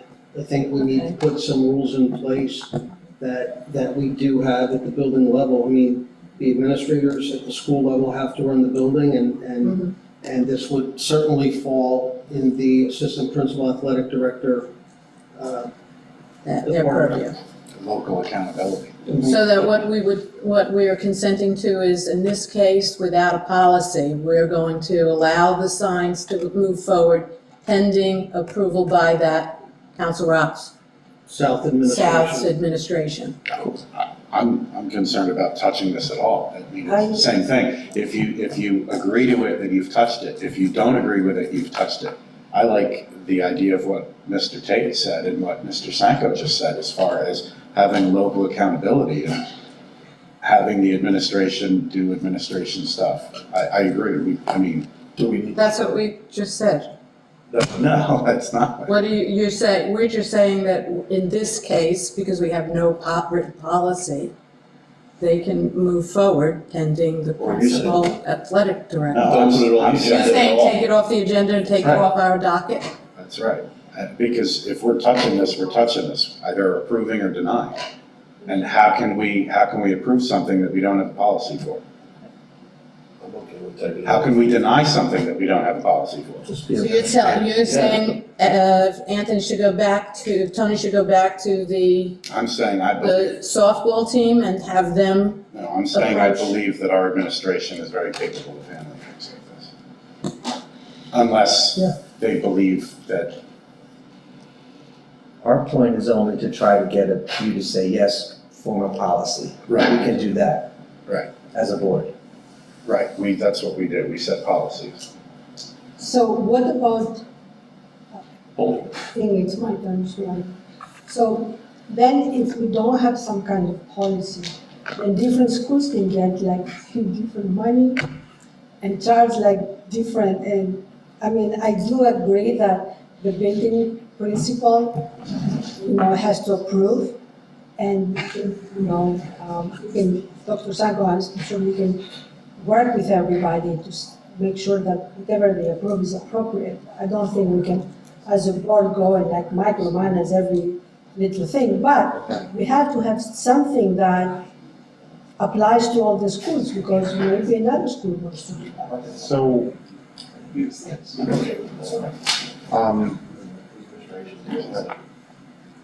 could we, I'm just gonna recommend this, and, so we set a board policy that basically says that, when it comes to signage for our athletic fields, administration can set a policy for, or can set a regulation for use of the signs, or for placement, cost, placement, all that stuff for the signs. And then the administration can create an administrative regulation that sets the responsibility for decision-making on those signs to the building principal or AD or whoever is the appropriate person in that school. And then we can set prices and state that the money comes in it comes into the general fund as earmarked for that program, and we use that money in that program. Does that sound reasonable? And then the only thing that you would have to do at this point, I guess, is approve the policy in March. First read in March. Mike doesn't want to I don't touch know it. yet at this point. Oh, no, I think you're mixing two things. Okay, Putting words in my mouth, which okay. isn't, what I'm saying is that based upon this, we can't approve whether the Booster Club is moving forward or not moving forward. What Mr. Rapp just said is exactly in alignment with, and what Mr. Sanko said is in alignment. That the administration can create an AR for this. And that's I think what they should do. So And not even put it on the agenda. So nothing on the agenda, it'll be a policy that's worked out later and. Administrative policy. Right, that's right. We have a policy committee meeting scheduled for the first Monday in March. And I haven't talked to you guys yet about this, but we have 3 or 4 policies that we'd like to bring before that committee. I can talk to Mr. Musso and find out what they've done for other districts in terms of that overarching policy for signage. We can bring that to the meeting, review it, and part of that will be that the administration will create an administrative regulation to manage the process. So it'll be an overarching, we don't want 3,000-foot high banners on the middle of fields and that sort of stuff, but something, and we'll just bring that, and then that will, if we're good at the policy committee meeting, then those will appear at the board meeting in March. Great.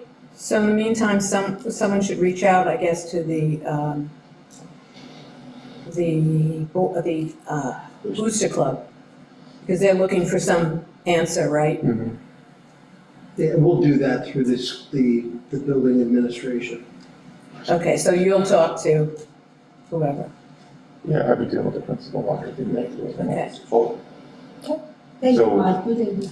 So do we need this, we want this off the agenda? So it'll go on to the policy committee. Good.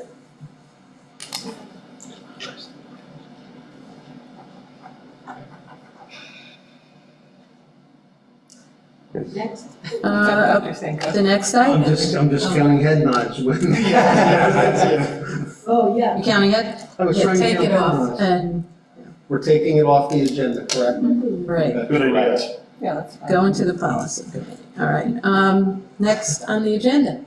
Visual sound change order. Visual Sound is a company, and Matt can speak to this as well, that is installing new smart boards in the elementary schools. We're actually using a little bit of our future educational initiatives budget for this, purchasing some new smart boards.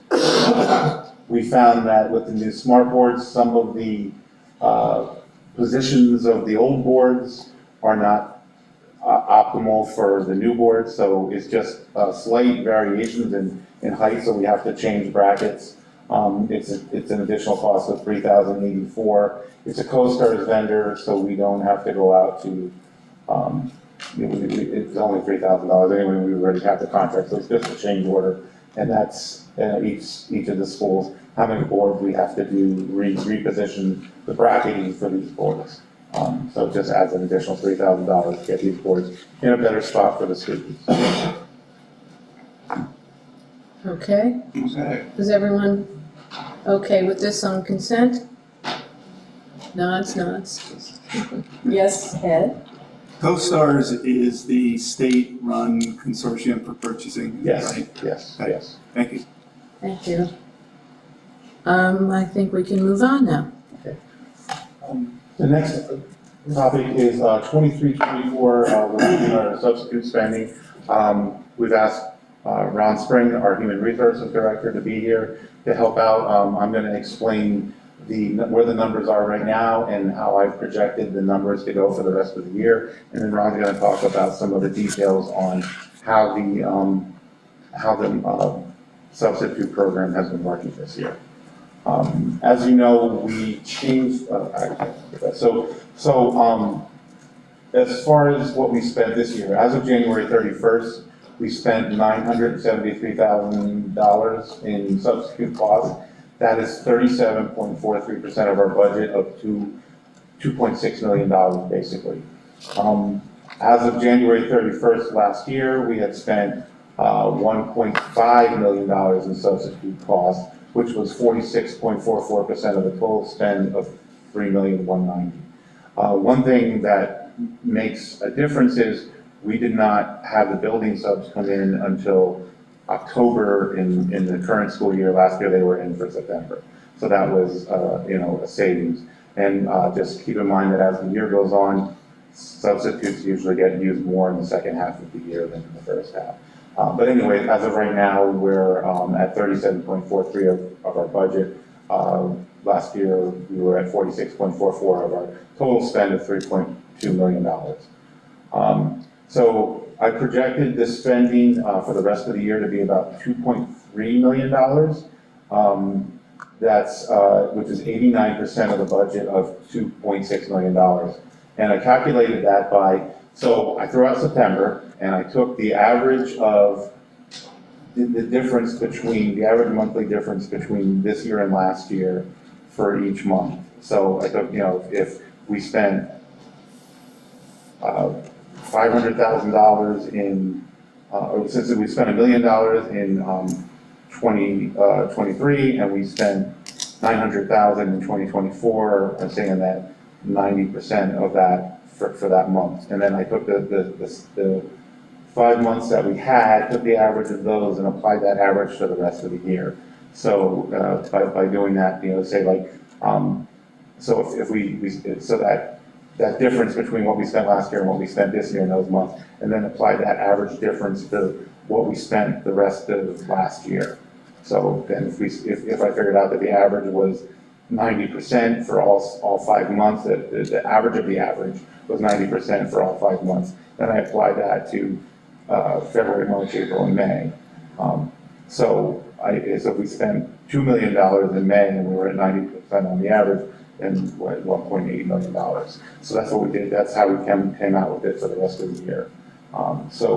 Again, I'm projecting that we're spending $2.3 million on substitute spending for the rest of this year, or total for this year, which is less than we budgeted.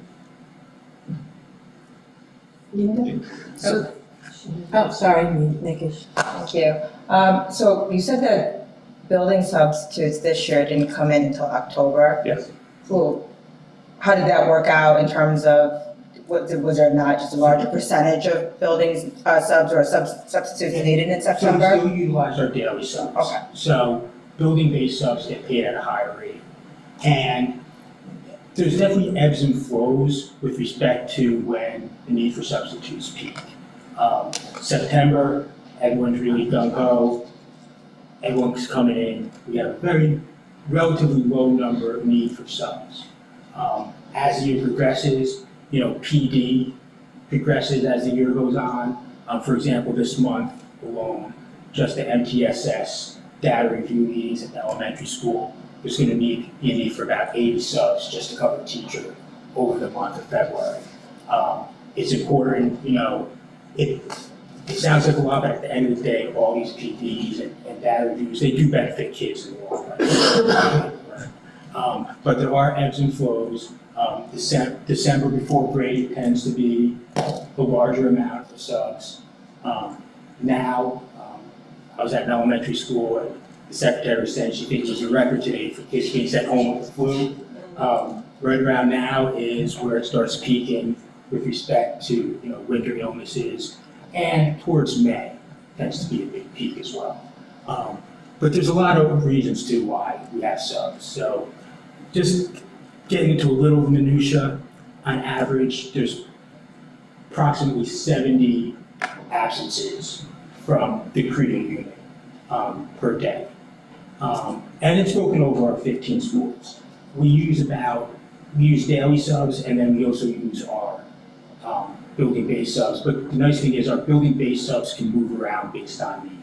So if ESS looks at it first thing in the morning, if they don't need the subs at South, but North needs a lot, they'll move those building subs from South to North. So it helps distribute it. But we have, field trips, in addition to personal illness. The majority are personal illness, family illness, and personal days.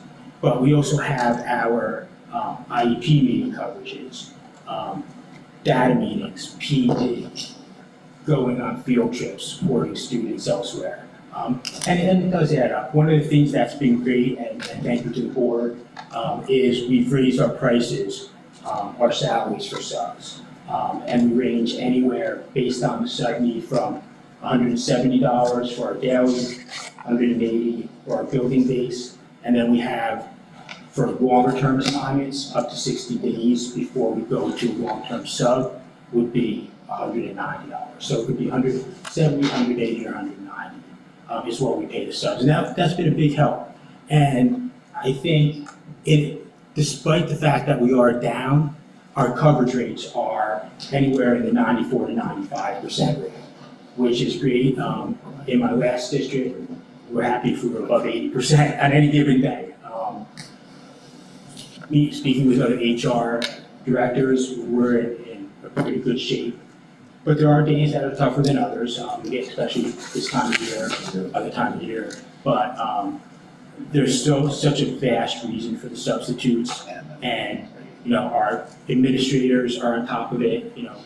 They're constantly meeting with teachers who may have specific needs and may be out more than necessary. And I think that's also a reason. Everyone's been very vigilant. I've been really impressed by our building administrators with their vigilance and being on top of it. The association's been vigilant, and I think the board has been really helpful with respect to the support in paying our subs. Thank you, I appreciate that. I guess I just that's a very thorough response, and I know building subs are important, and I appreciate that, I know our substitute fees are now very comparable to other districts, and previously they hadn't been, so I know the coverage rate is great. I just wanted to know, I guess, in terms of that savings from September not having the building subs, I guess, first of all, I appreciate the board or the administration doing that, because I think that is a savings. The board is. I'm sorry, the district, or the administration, making that decision for savings. No, we decided. I think Christine Taylor suggested to the board and the board Approved it, right. But administration brought it for board approval, yes. So I think that's great, in terms of substitute. So since we hadn't done it previously, I was just wondering, was the savings significant? Not having the building coverages from September to October, and not till October? I don't have the exact number, but yeah, I think it was. Okay. Smart, thank you, appreciate it. Tracy? That answered my question. That answered my question.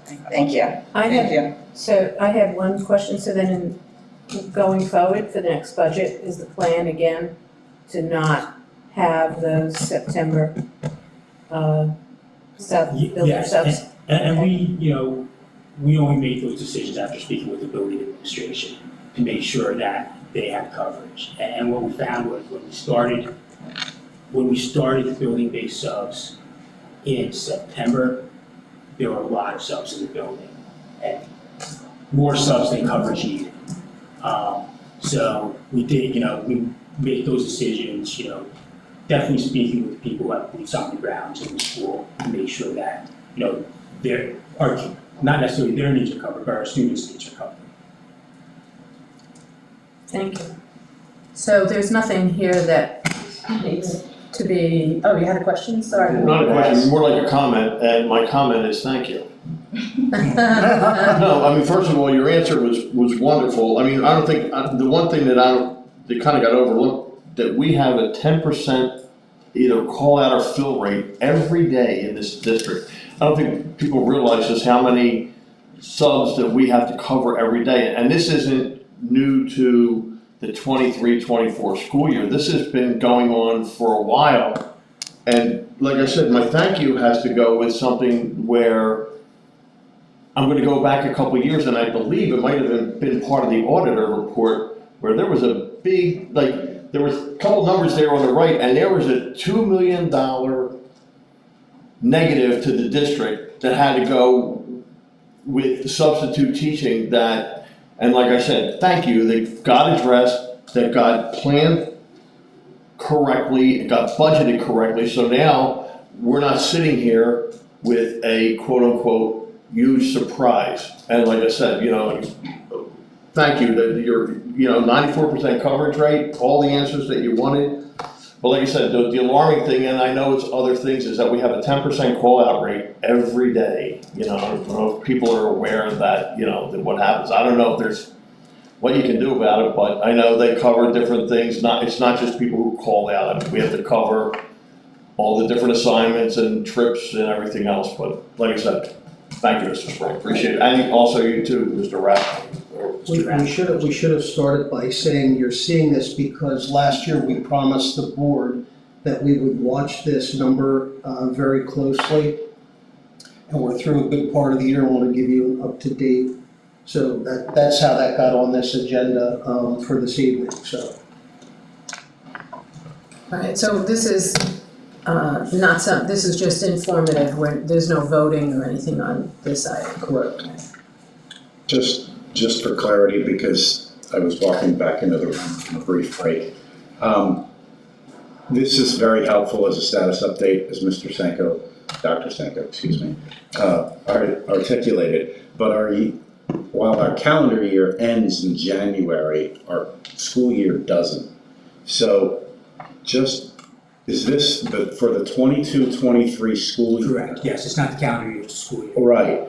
Are we spending about $3 million on subs? So. Looking at the 46. School years. This year. Just the first 6 months of the school year for this year, and then I'm comparing the spending for the first 6 months of last year, so we're almost 500,000 less. We're under. Projecting. Less than we spent last year by the end of January. Okay. And I'm projecting that we will spend about $2.3 million this year, this fiscal year, of our budget of $2.6 million. Right, okay. And last year, we spent more. Yes, we spent, That's where the, over the three. the 3.2 million dollars. Right, okay, all right, great. Just wanted to make sure I understood that in the community. Joe has a question? When you're done, okay. Yeah, thanks. So yeah, part of the review last year, when we looked at it, it was, month to month, pretty much fill rates. And then there was a chart that compared our substitute rates, how we increased them. And we elected to keep them up even when other districts were dropping them. So I think that's kind of part of what also, it doesn't have to be at a meeting, but to share, because you said you've been speaking with other districts, and my thoughts are we're higher than most, or at least in line. And so it'd be good to know, because we elected not to lower our rates, like I'm sure Central Bucks went down further. So it's more than 94, I think, it's really, if you have one average, it's 94, 96, whatever it is, it's great, it's fantastic. So I think just maybe that would be to just get a little bit more detail and to see where we're at, because when I think, oh, we're higher than everybody else, that's great, and we're there, what are their fill rates? And just take a look at it, because at the end of the day, we're in budget. I think it's kind of, and one of the things we're doing from cooperating with the unions and the teachers, the staff, to minimize what they're doing. I think they're doing a great job, so. But my question or request would be to get a little more detail on how we line up with the other school districts with the rates. And then one other thing, when we're not bringing the building subs in September, that kind of causes some issues, I think, for those people. They're not employed. And is the pecking order? We're gonna have some building subs, none at all? Is there a reduction? How do you choose? Is it the firm that does it, ESS, that chooses who is going to go to work in September and who's not? And that's kind of something I think about our staff with this. What are we doing? Is it okay? Is it fair? So a couple things. You're absolutely right in that Council Rock is at the top or very close to the top of the daily rate of pay for ESS substitutes. ESS is a third-party vendor. Their administration and that organization is involved. We have building subs in all of our buildings, more at the high schools than we do in the elementary schools. They're involved in our administration also as part of that selection process. And so technically they're not Council Rock employees, but many of those folks come into and learn our schools and then end up being in the interview candidate pool when we do have openings. And we have a fair number of people, I can't tell you how many, but we have a fair number of people that have come into Council Rock through ESS, and before ESS, just when Council Rock did it, it ended up being longtime teachers in Council Rock. And Joe, just to your point about how the fill rates do vary, and we talked about the ebbs and flows of so for instance, in December, our fill rate was in the low 90s, but in January, our fill rate was 98%. That's huge. Right, so that's where it tends to average out in the mid-90s. Okay. So if I may, Joe, they have, ESS posts all the openings for all the school districts. So anyone that's subbing can see what jobs are available over the next month or 2 months, and then they can choose. These are not building subs, Right, but I'm your talking about- daily subs. But my question was concerned about the building subs in September not coming back until Yeah. October. But your other question about rates, we are higher, Oh, I I'll tell you, we're understand. higher than Pensbury and then Neshaminy. I know we are. Yeah. And I'm saying, we don't want to be too out of line at the same time if we're still, because I think we're up at 170, 190, one something, and these guys drop back down to 140, 150. From 190 to 140, 150. So we are going to get those 98% fill rates, and I'm okay with that unless it gets out of line. And, a lot of the permanents or building subs come in as daily subs in September. So they do, and we have, at the secondary level at the high schools, we have approximately 10, again, it fluctuates based on need, approximately 10 building subs per day at the high school level, and then each level goes down based on the size of the school. So middle schools are about 5 to 6 on any given day, and elementaries can range from 2 to 4, again, based on the size of the elementary. So I think maybe when I heard people concerned, it was new, it was a surprise. Now everybody knows what's coming in September. If we get ahead of it and they know what's going on, we'll be good. I think. At this point, based on what we have seen in terms of fill rates, in terms of the dollars, and in terms of some of the good quality candidates we're seeing, at this point, if we were to sit here, and the question was asked earlier of Ronnie, would we proceed next year the same way we did this year by starting the building subs later? Our answer will be yes. But we'll bring Ronnie back for another update with Tony, because we promised we were gonna keep an eye on this line item and keep you up to speed. And just my last final point was, I'm not looking to change the rates at this point. I think just my gut is things are going well, so not rock the boat.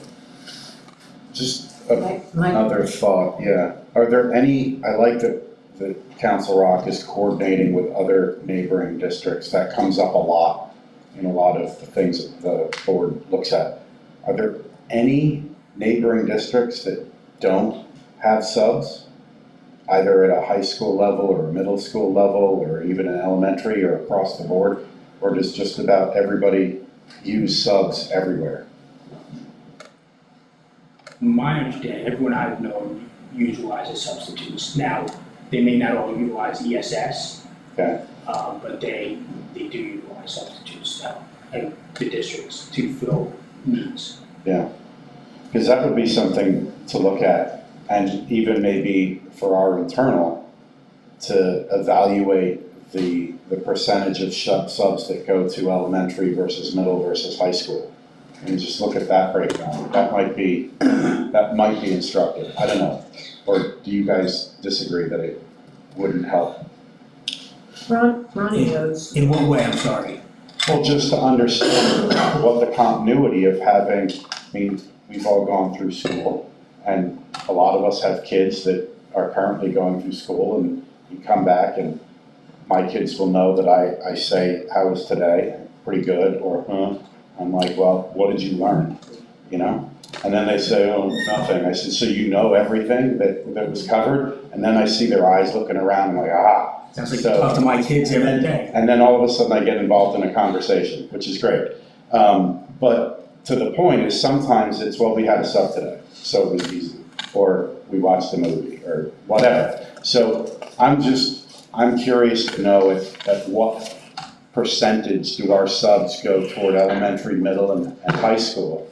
And at the same point, what is that impact to our students? Is it disruptive or is it continuous? And some subs may be an easier hit the ball running individual, and that's why they end up as teachers, and some might not.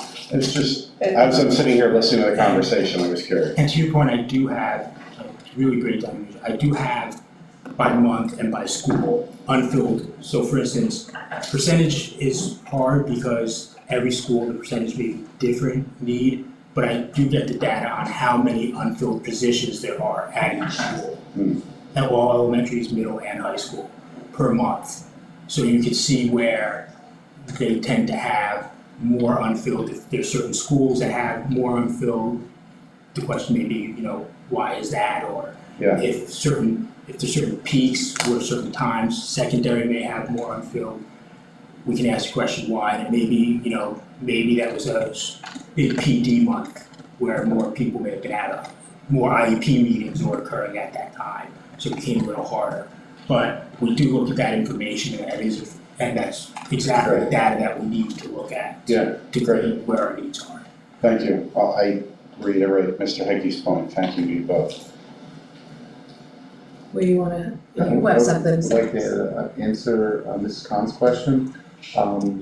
Our spending in September of 2022, which was for the 23 school year, was $291,770. Our spending for the September of '23 was $38,163.86 for a difference of $253,606. Wow, that's why I said thank you. Thank you, and thank you for that information. That's great. So, before we Yes, move on, Tracy. sorry, I have a question, I think it's more for Dr. Sanko, sorry. But I just wonder about, and I think Mr. Hidalgo was kind of getting to this too. So if we hire our building subs to start in October, I just wonder what the applicant pool looks like in October versus looks like in September as far as like quality candidates. Well, I'll start and then I'll let Ronnie tag along. So we know nationally there's a teacher shortage. We know that the rate of pay helps us keep a pretty solid pool of candidates. The teacher pool will ebb and flow depending on the subject area, sometimes the time of year. So if you're looking for an elementary school teacher, you're going to typically find more qualified applicants than you will for somebody who's going to teach an advanced calculus course or an AP, biology course. So the candidate pool varies. Typically, candidates are out looking for full-time jobs, because remember, ESS is a third-party vendor. Candidates are looking for jobs when we post them, and other districts post them in April. And they're out trying to run as fast as they can and compete with all the other candidates, not just here, but across the county. So, Ronnie, I don't know if you have hard numbers on candidate pools or anything like that. And I'm not trying to set you up, but answer the question. I don't, but with respect to the sub-candidate pool, it doesn't really fluctuate if we start in September or October. Even for those building subs. Even for those building subs, because those building subs are chosen from the same pool that ESS has throughout the year, which ebbs and flows based on, someone may decide in September, you know what, I want to be a sub this year. Someone may decide that in January, I want to try to be a sub, and they go through the process. And it's through that set pool that ESS has that isn't static, but changes, that our building-based subs are picked based on who ESS and the building thinks would be the best fit. So we're not losing people who say, you know what, if I start in September as a building-based sub, I'm not starting out. But I guess I don't quite understand that. So if you said building-based subs are paid at a higher rate than daily subs? $10 more. Okay, so if I want to be a building sub and I can go to Pennsbury and start in September at a higher rate, why would I wait till October and start in Council Rock? I think I think there's a few variables there. One, I don't know, and I can look into it, what other districts utilize building-based subs. They don't. And also, Pennsbury's rates may not be the same as ours. In fact, I'm pretty sure Pennsbury's lower. So that 170, that $10 difference may still be worth not going to Pennsbury. I can't tell you that we have never lost anyone. But our sub pool also is very loyal. People who are building-based subs tend to carry over, and people who sub in Council Rock tend to want to sub in Council Rock because of the experience, because of the district, and because of the location. Generally, they're more local. So. And Ronnie, if I can just jump on there. As I said, many of these folks end up being full-time, long-time teachers in Council Rock. And we have the good fortune that many people want to be part of the Council Rock team. And so, while you're an ESS employee, we're still competing. We're competing with the Chamonix, Pennsbury, Central Bucks. But some of it is where do people ultimately want to land and grow roots and grow their career. So So even though, as Ronnie said, there's some ebb and flow in those numbers, I think at the end of the day, many people want to sit in front of an interview team in Council Rock for a full-time job. That was really helpful, thank And you. it has happened, yeah. Thank you. So, we're on to. Budget meeting. We're working on the budget, Ronnie and I are doing payroll budget right now. It's a arduous process. I was hoping to have more for you available at this meeting, but do not. I'm asking if we could, I saw that you all had an open Thursday at the end of the month. Would you like to, yeah. Sunday with you? We want to spend every Thursday with you. Would you like to, have, I can have a date, please. another day? You can help me. You can't. This was free Thursday, we made it done. No. All right, well, how about the Wednesday? All right, We have to look at our district calendar. Yeah. In bed that night. Yeah, okay. So you're trying to look I would forward? like to not wait until the March meeting to get the budget going. The sooner we get, we're still well ahead of last year. But I'd like to, try to keep that pace up and, because I just have a lot of stuff in file yet. So maybe the opening question, rather than the 29th, would the board be agreeable to a special meeting to discuss the budget? Yes. Yes. Monday. But Yes. what about the, What dates would you be looking at? You're saying in the next 2 weeks, right? Can you send out a, Yeah. thing that we can fill in and see what works? Just consider Tuesday the 27th. It's a Tuesday. What's MBID, so MBID will have a, I think that. You have the 26th Monday is MBIT. So the 27th is Tuesday. All right. Just can you send us a few dates? Do that. Thank you I for, like that. Does she have agreeing to do that. I was thinking about meeting that's. The last item on the agenda, Every grade. is, the Florida senior trip contracts. I apologize that this was given to you after Friday. We've been contacted by World Class Vacations to obtain our prices for the 2025 trip at the same prices we're paying for 2024. The packages range from $1,899 to $2,609 for the senior trip to Florida for both high schools. There's a contract for each school, that's in the, in board docs for you to review. It still needs to be reviewed by the solicitor. But, and the differences are, based on occupancy. So the 1899 is for a single occupancy, reverse that. The 1899 is for actually a quad occupancy room, and the 2609 is the highest price for a single occupancy room. So the contracts are on there, we're asking for you to approve them, take advantage of the pricing. We did, one of the things I just want to say, that we did talk about, what if the prices go down? And this company's been doing this for a long time. The answer to that question is they've never done. They won't. Oh, I never paid, my kids went on this thing, under $1,000. Wow. How long ago was that? Some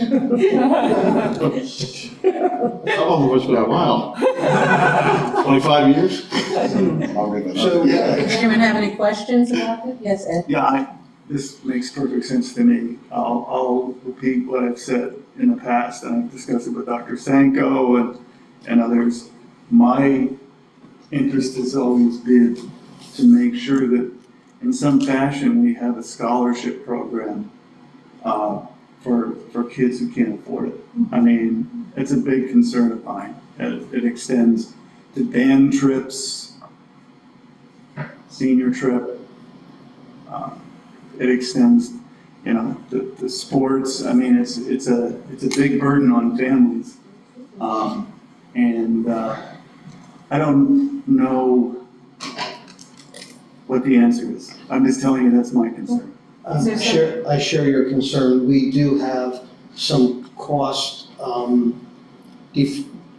reduction and some trips that families can work through their high school because we have some opportunities. We certainly don't have opportunities to pay for everybody, but we do have some opportunities that when there is a family with a unique situation that the school-based team can help with.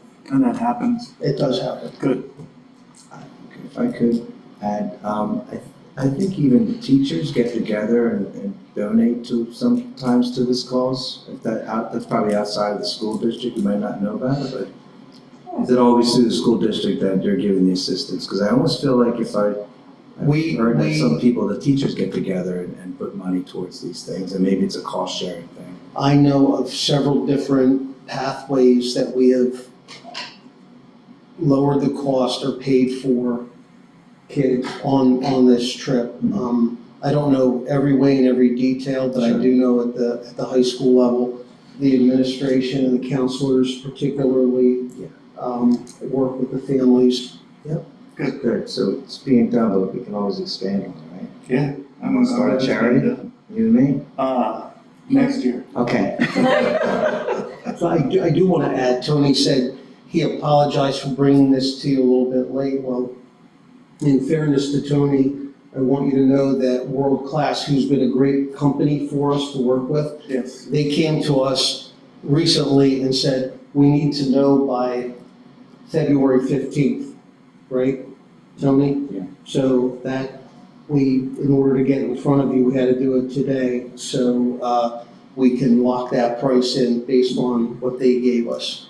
Great. So is this something that we need to vote on or at the board? So we'll put this on consent also? Sure.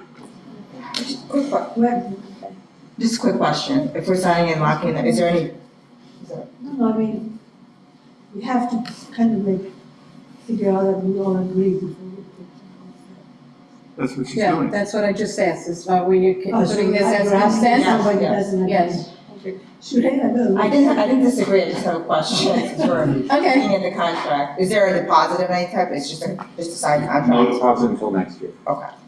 We decided. Which is the normal time, okay. Yes. All right, Normal thank you. factor. I will say, the only thing I will bring to your attention is there is a clause in the contract where they talk about a fuel surcharge if basically fuel prices go crazy. That if they get a fuel surcharge, that they would pass that along to us. I think that, obviously I'm gonna have the solicitor review it to make sure that they're okay with that, but, I do wanna, in the interest of full disclosure, I wanna make you aware that is something that could cause the price to go up. Would we eat it if that happened, or the students would? I think we need to talk about it, you know. This is, so, and keep in mind, this is not paid out of the general fund, this is a student activity. Right, So, right. So, you know, that would probably be more of a at-the-time decision if something like that should happen, you know, hopefully. Nothing happens, but. The only other thing, since we're on this topic, I just want to give a plug to our families who are listening in that we really encourage travel insurance for this trip. And we've really pushed that probably over the last 3 or 4 or 5 years to do this, because ultimately something is bound to come up when we're putting that many children on an airplane and sending them to Florida. So we really encourage the travel insurance. Families of students who are seniors will have school-based meetings to plan for and talk about the payments of the trips. And our current seniors they'll tell you at the next meeting how many days they are away from their Florida trip. But it's always an exciting time. It's a great thing. Yeah. Dr. Sanko, regarding your insurance, is that like an add-on item that parents can purchase at the time of ticket? Correct. Okay, Before final payment. okay, For final payment. thank you. I've been approving payments for the upcoming trip, so I think I just approved the last one for both schools, last month. I do have another question. If there's a medical incident, is it all on the kids' each insurance, whatever their, Yes. Yes. And senior trips, just like proms, are one of these things that, that come up. And I just want to confirm or to communicate to the rest of the community that this is as decided by that group, that those seniors decided that this is where they want to go. And the majority of them went there, so that this isn't the board deciding this is where you're going for your senior trip, or this is where you're going for your senior prom. This is the result of a long effort of them coming to the administration to say, this is where the seniors want to go. Yes. Thank you. And when you ask about insurance, you're talking about their medical insurance would cover them. We do have, so that would be the primary insurance. There is a supplemental school insurance if it was related to something, like if it was an illness, it wouldn't be, but if they were injured, there is there's additional healthcare insurance that the district does carry Oh, okay. for students who are injured at the school or because at a school activity. Because just, and that is strictly, that is never primary, that is strictly the difference between, pick up some of the difference between any out-of-pocket costs that the student's insurance does not cover. So I want to make sure they use that. Okay. For that. Thank you. That's the last item, are we, so is that, So, can I just make oh, sorry. sure we're consent on that item? Okay. Upcoming agenda items, full day kindergarten financing. I know last week I talked about, in March's facilities meeting, we're gonna talk about facilities in relation to full day kindergarten. In the finance committee, we're gonna talk about, or put numbers together for financing full day kindergarten. So, that's where that portion of those, object of that process is gonna be talked about. So we'll talk about financing, not putting numbers together now. It is something that's not just, I gotta compare things and put a lot of numbers together, so. And then, of course, the big thing that we're gonna be working on is the budget. And that, you pretty much, that's every month till May or June. Wasn't this board informed that the administration has been working on a large table? If you do this, then you can't do that, and that sort of thing? Yeah. But where is that in relationship to our budgetary meeting and full day kindergarten discussion? As far as that big chart, if you do this. Capital plan, yeah, yeah, we have that together, but, there's. Is it almost board viewable ready? No, we need more time. We need more time, Yeah. okay. And, yeah. Because I'm expecting that's gonna have a large impact on it. That was one of the considerations. Yes. Right? Correct. Yes. Wonderful. That's all I have. Okay. I just had one comment, and there was an article like in one of the patch maybe that they were they're having a meeting about regrading, right? Yeah. And that meeting is next Tuesday. Yeah, it's next Tuesday. Next Wednesday, sorry, February next 21st, Wednesday, is that the correct? 21st at 6 PM. Yes, we're aware of it, and some of us will be attending. Oh, great. Okay. What is it? They are doing a regrading, so they're moving Central Bucks. Oh, yeah. Alignment meeting. Right. I don't play, I'm going. That you're going? Probably. Same, yeah. So, it'll be interesting to see how they're managing. Well, they're not officially going there yet. They haven't officially voted on all day kindergarten. Yes, full day kindergarten is gonna entail everything. Redistricting. Yeah. But it's interesting to hear how they're how they're managing it. Including regrading, yeah, I'd like to learn something from that, so Yeah. good, thank you for mentioning that. So are we ready to adjourn? Yes, ma'am. Yes? Okay.